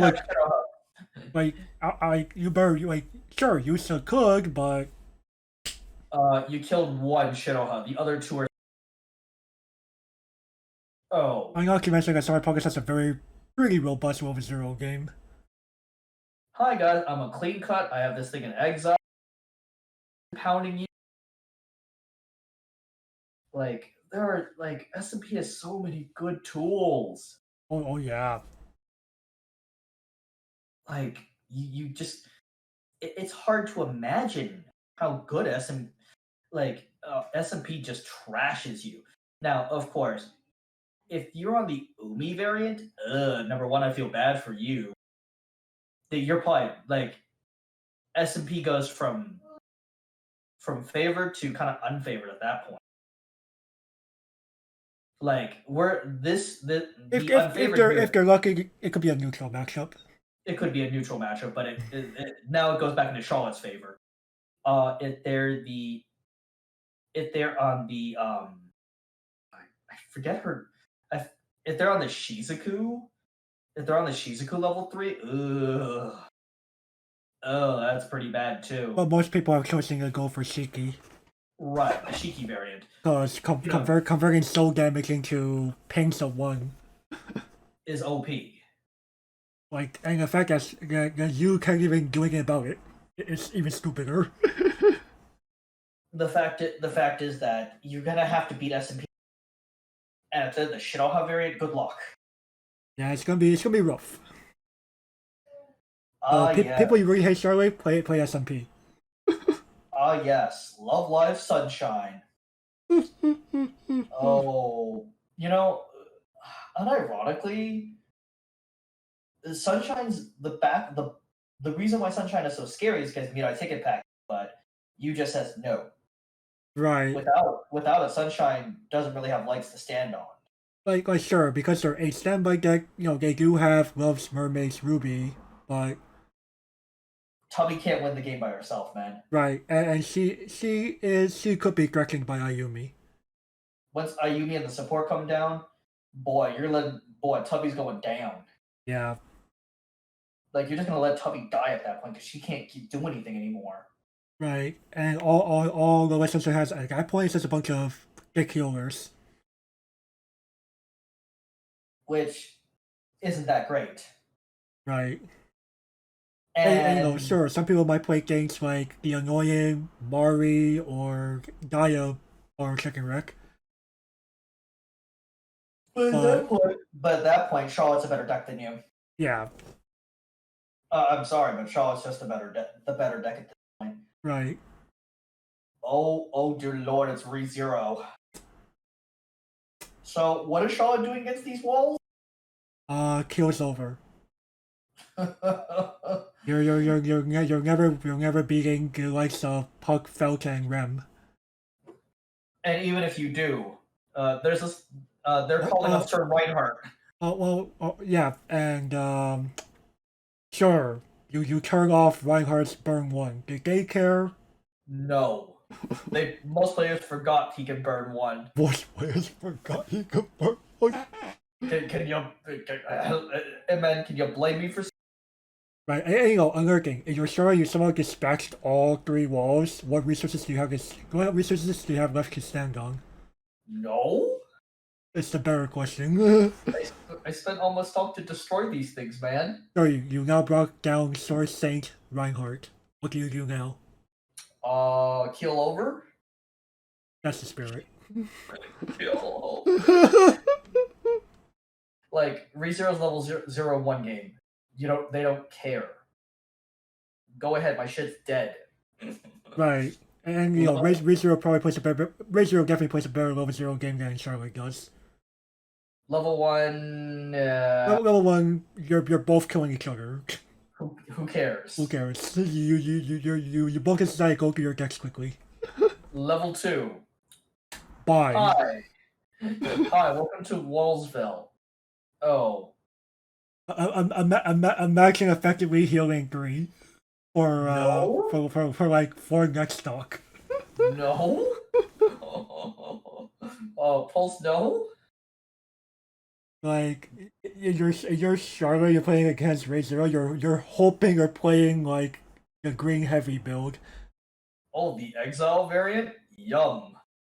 You eat the Exile variant for breakfast. Because they're probably playing the level 3 combo, that on direct attack burn 2.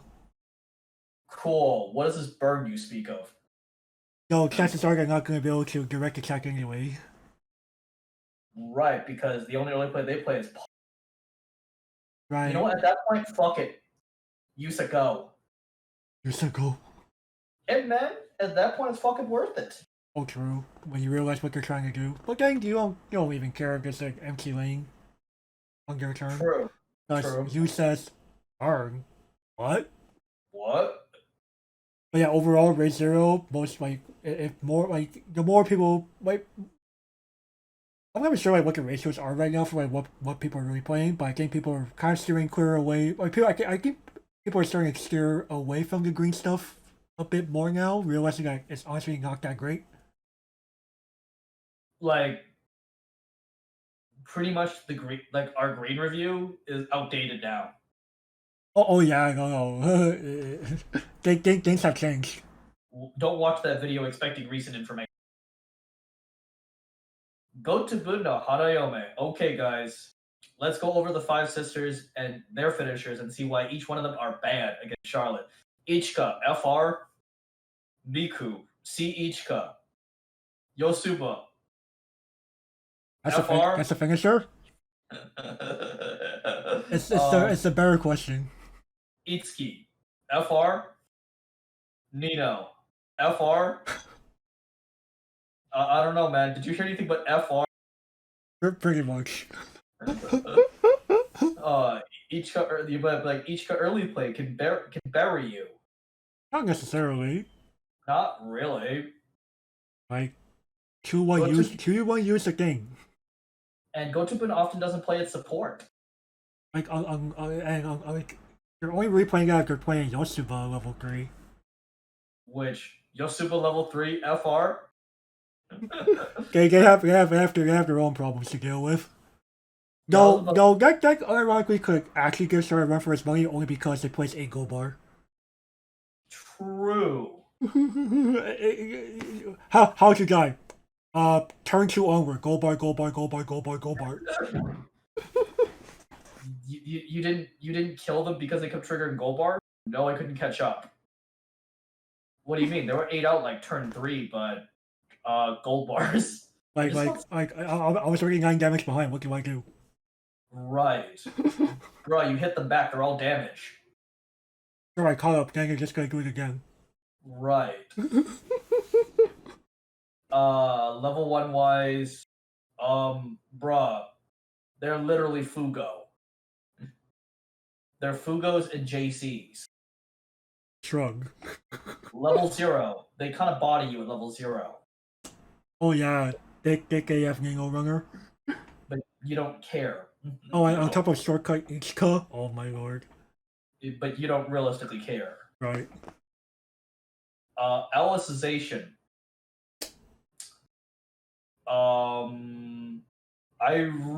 Like if they're the good stuff variant, yeah, easily bodied. Golden Winds might give you trouble, but only slightly. Only slightly, because like, it did already lose its luster in its up to 3 instances Alice combo. Right, and Bercoli cannot help them. Like, can't realistically help them because what climax play? Climax combo? I don't have a combo. What are you talking about? Right, you're right. I'm swapping climaxes to level 3? No? I'm tossing them. I'm tossing them instead.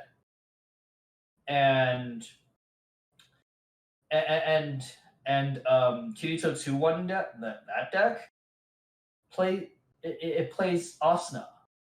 So yeah. Oh, and don't you dare give me that Shinon rubbish. Even if they are Shinon variant. No. You says no. Simple. Though if they're playing Jabba the Hutt, then you might have to worry. Just a little bit. But at the same time, if they're Jabba, they self-destructed their board, so. If you survive, you're probably fine. And the funny thing is that okay, level 0. Yeah, you crush Alicization ironically. Alicization is one of the worst 0 games in the list. Oh yeah. Oh man, yo, you heard us bitching about how bad Charlotte's level 0 game is. Lapsing Alicization? Alicization makes Charlotte 0 game look like gold. Oh man, look like gold. FR. Yo, it makes Asuna look ugly. They also look like from a supermodel to the fat girl in school. But anyways, next, Meme Suba. You know, a lot of decks are starting to switch to that Aqua nonsense at level 3. Which still And, burns. and we're going, okay, you did 0 damage. Congratulations, sir. Because you said go. You said no. Like, or well, if they are the Megamine Union variant, okay, sure. No, can't defend you, but at the same time, you still says no. Yeah, like I'm like sure. You fool me with my deck. Cock kick. I'm not taking burn damage though. Nope, you aren't killing me. Like, okay, Now, that was what your 2 wins did. Congratulations. anything else? I have a weenie to swing with. Cool. If I remember correctly, you had to sacrifice the climax. So, have fun swinging for 2. Max. If you're swinging with a weenie, 1. Check it right. Right. If they're aqua, Lamau. Now you might be like, well, Konosuba can bury you at 2. Yun Yun can bury me at 2. Not Aqua. Aqua gets destroyed in response, man. Right, but even then, like, You don't care. you're probably gonna make out fine. Level 1 game. Level 1. You know, a lot of people are playing that Aaron trash, man. And you with a wall of him combo definitely don't care. I'm going, man, you'd make out better with Bunny Girl Yun Yun in this scenario. Right. Like, Aaron, go right ahead, man. Don't care. Konosuba's level 0 game is actually not bad. Oh no. It's much better than Charlotte's. Yeah. They got that Yo-Yo Jumper. They got Crimson Demon Genius Mega Man. Amongst other cards. Oh yeah, new things Mega Man. They actually have free deck mill, unlike you. It's also some Mark II, but did they care? No. Adventure Time!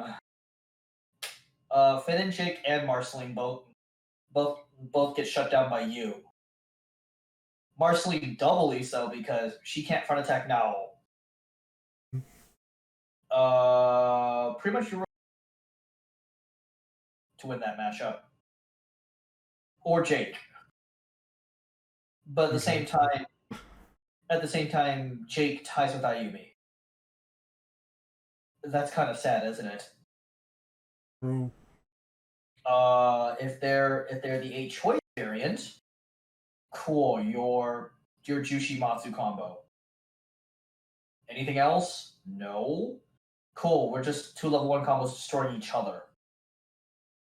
Okay. Princess Bubblegum combo. You're 4,500 toughness, sir. What's your power toughness? 7,500 minimum. Fug. Or in Sanic's case, 7,000. Fug. Yeah, Level pummeled. 0. Level 0, yeah, I'm gonna have to say Adventure Time is wrong. Even if you are playing like the memory variant. I'm not as big a fan of the memory variant. Hmm.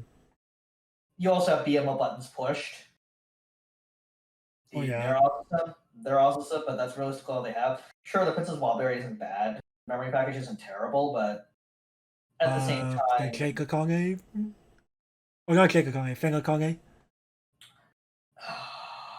Fenakane versus Ayumi. Oh man, I think I'd rather prefer Ayumi. Because that possible decompressed by 1? Yeah, that neat idea is amazing, dude. True. Amen. Amen. I drink that Kool-Aid too, okay? Yeah. Now, again, this I think Adventure Time is clearly explained why we have an advantage over Adventure Time. Mm-hmm. Original generation. Boy. hello, BB, get destroyed.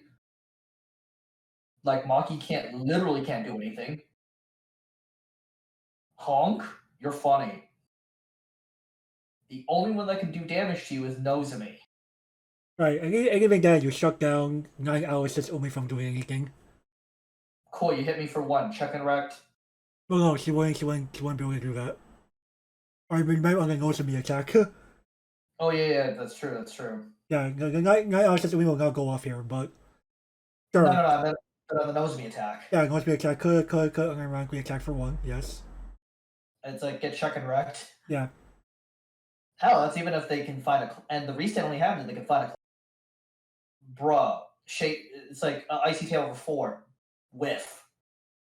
Why did it whiff, dude? All my climaxes are in my hand.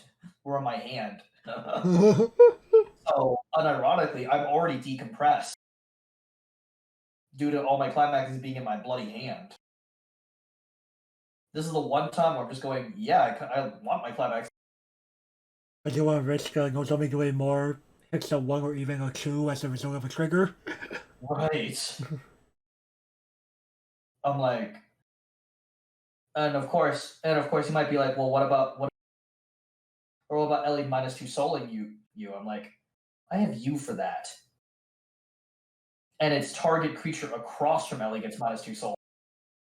So you can't target me anyways. Oh, chances are that's not happening to you at level 3, right? It may or may not, depends on how desperate they are. Right. They might just try to throw whatever at me to try and finish me off. Right, Ellie disabling counters could be something, but That's roughly it. yeah. And even then, that's a double knock at best. Princess Connect. Oh, actually, no. Let's talk about level 1.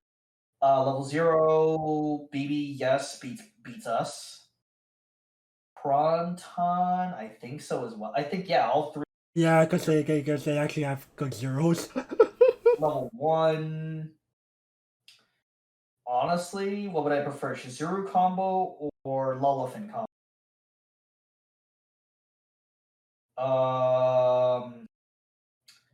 2285 haste or Lullafin 2285 haste? And what does Pronton do at level 1 again? Oh, wait a second. They stand by a 2295 Hanyo with Clock Encore. And have Oh, Twin Drive. chances are it's not going to be 9-5. It's probably going to be like 5 digits. Oh yeah, true. Even bigger. But sure, you concede that Pronton is bored, but I may not even concede to Pronton's board. because Remember. because you. No. Oh Fuck yeah, it. you. Fuck it. Tap get 1500, dude. Oh yeah, true. Yes. Next is Princess Connect. Level 3. Prakarita does nothing. Kyoka does nothing. Neither does Hatsune. She doesn't do the Kyaru. If you're playing that standby garbage, doesn't do anything. Yeah, literally, Princess Connect is so reliant on burns. It's not even funny. Right. Your early plays again. Kyaru doesn't really do much. Saren is literally Ayumi.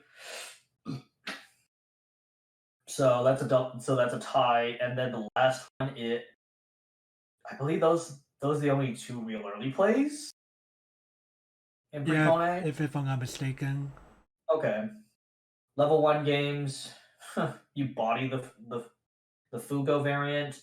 You body the your rival Lullafin variant. It's literally Lullafins killing each other. And then what other level 1 combos do they? Oh, actually, no. The little lyrical. If you need to, just boost via Spriggan. If you need to kill that. Yeah, pretty much. Like Princess Connect just loses 0. Level 0, of course, you get bodied. Yeah. as Charlotte. I guess kind of gonna be like a story of a good time here. Okay, we're already used to by this point. We're very used to that by this point. I mean, literally, Charlotte is in like the bottom 5 for level 0 games. Definitely. But that just goes to show you how good level 0 games have become. Oh yeah. Next, oh no, it's my current wife. Oh, I still love her, man, but this is more of a neutral mashup actually. So again, if you are facing the exile variant, unfortunately, well, actually no, fortunately for Charlotte, you body this variant heavily. As they are playing auto burn abilities. They are playing auto burn abilities via Bint. Some of them are even playing the Nota Musashi. You just laugh at. Right. But if they are the Shoko variant, oh, now that's where you have to watch. Right, they literally do not care. Well, they do. They don't care if they trigger. If they trigger, remember they have to trigger in order to do damage. Right. And more likely than not, they're not going to find climaxes on top of your deck because they're all in your hand. Right. So they're not most likely don't need to use Shoko. If anything, they're just gonna try to body you like level 1 and 2. If they're the Science Bay variant, Science Bay is going to last for so long. And anti-changing Ayumi is actually worth it for them because they could just regenerate their hand very easily via Science. And what are you doing to threaten Science Bay? Not much. Right. Oh, sure, you can use the counter to anti-change one Science Bay away. There's still 2 more coming at you, so it's not worth it. Just let them regenerate their hand. Level 0. This is. I actually got to give it to Charlotte. Awabusa has the worst 0 game in the entire upper echelon. By far. Despite having access to a clean cut. That's all they have, dude. The one clean cut that could be as small as 2k on a terrible whiff. It's better than K, I'll give it that much. It's better than K. And man, Kaguya plays FR, man, you're high. But I'm like, K is trash. K's the definition of jack of all trades, master of none. It's the definition of a Japanese deck. It's literally the second coming of Grisaya. Except Grisaya is actually better, even after the ban list. I don't master Million Live. One of the easiest matchups you'll ever have. Except you have to watch out for the 3-7 event. That is the only thing you have to watch out for. Right. But literally, imagine Ayumi, but you're going to ride on the back of Ayumi for that game because Ayumi will absolutely body Serika. Serika can't even kill Ayumi. And that's sad. Oh, like imagine Ayumi living for like 3 turns. Right, and of course you're on a standby finisher. What is that doing? Kotoha doesn't do anything. Right. And even then, you're relying on the coattails of Ayumi. You don't even have to use Nao here. In fact, Nao is actually kind of useless. What are you gonna do? Slam weenies? Or hell, this is a matchup where 3 check-in wrecks. Let's go. Oh yeah. It's like fuck it, fuck Nao. 3 check-in wrecks. Let's go. Ironically. Grisaya. Oh, this is a tough one actually. But Sure. it's kind of more neutral just because like no one really has the upper edge over the other for the most part. Right, you're gonna rely on the coattails of Ayumi. Yumiko cannot burn you here, but she can still stock swap you. But at the same time, you're not scared of stock swap either. Right. Though, you're choosing a heal, gotta watch out. You gotta ditch the card, man. So the reason why Grisaya is more of a which is a favorite matchup, it's honestly because Grisaya has pants versus Dal's standby trigger. They can actually push more damage. And Grisaya largely doesn't care about Nao where Dal has to care. Now, of course, you're gonna be like, well, aren't they just gonna be spamming Sachi combo over and over? Yeah, that damage adds up quickly. Mhm. Sure, they're gonna be crashing, but at the same time, you gotta hope hopefully you can make up the damage output. Remember, they still have decent compression due to all the cards they exile, JCs and anti heals. Mhm. So now you might be like, well, Grisaya has one of the best zero games in this entire list. However, and Grisaya's going to body you at 0, arguably at 1. Levels 2 and 3, no, you win those 2 levels. But again, that's why it's more of a neutral matchup. Because, if Grisaya could catch Charlotte off guard. However, in its current state, I'm leaning much more. But I'm still going to mark it as a neutral matchup because. It's because of that potential Sachi climax combo just do a bunch of damage for no reason. Right, even if they are crashing. Again, they didn't care. Nope. They like, yep, I'm kind of tripping. Their hand size is still 7, despite crashing. That's and the fact the memory compression OP. Right, that's slowing down Charlotte's damage output could also be key. Assault Lily.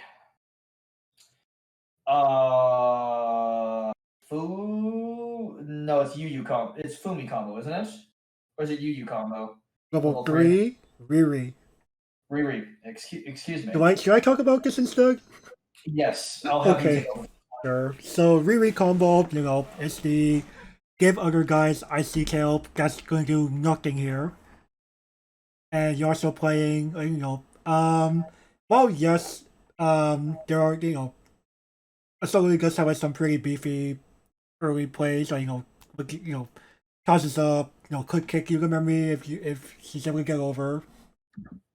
But you don't care about my early play. But, level 1, you're just kind of effectively, trading back and forth. While, yes, the level 0 game does beat you for the most part, because, LOL, new profile, Yu Riri runner OP. You will be winning at level 3, and, evenly matched at level 1. Depending on how you go about level 2, you're probably also fine, because Ayumi will probably get beefy enough in front of you. So yeah, you're pretty much, for the most part, no top end in Assault is gonna really threaten you. Especially if they try to bring down, if they are trying to tease out the full of energy, really, it's a very, very popular play that you see in Assault really gets that's gonna do pretty much nothing except cantrip. So, yeah, just kind of wait it out, and you'll be fine. I'm surprised you didn't mention Yucha combo here. Oh, the Yucha combo. Yes, the Yucha combo. Yes, that could definitely, it could rain on your parade a little bit, but taking out Happy Everyday now could be a problem. But taking that card out, you don't care that much. You don't care that much. It's not like Spriggan Swordsman Kirito staple. And of course, Assault Lily players are thinking he's gonna pay the trade for. No, you can have her.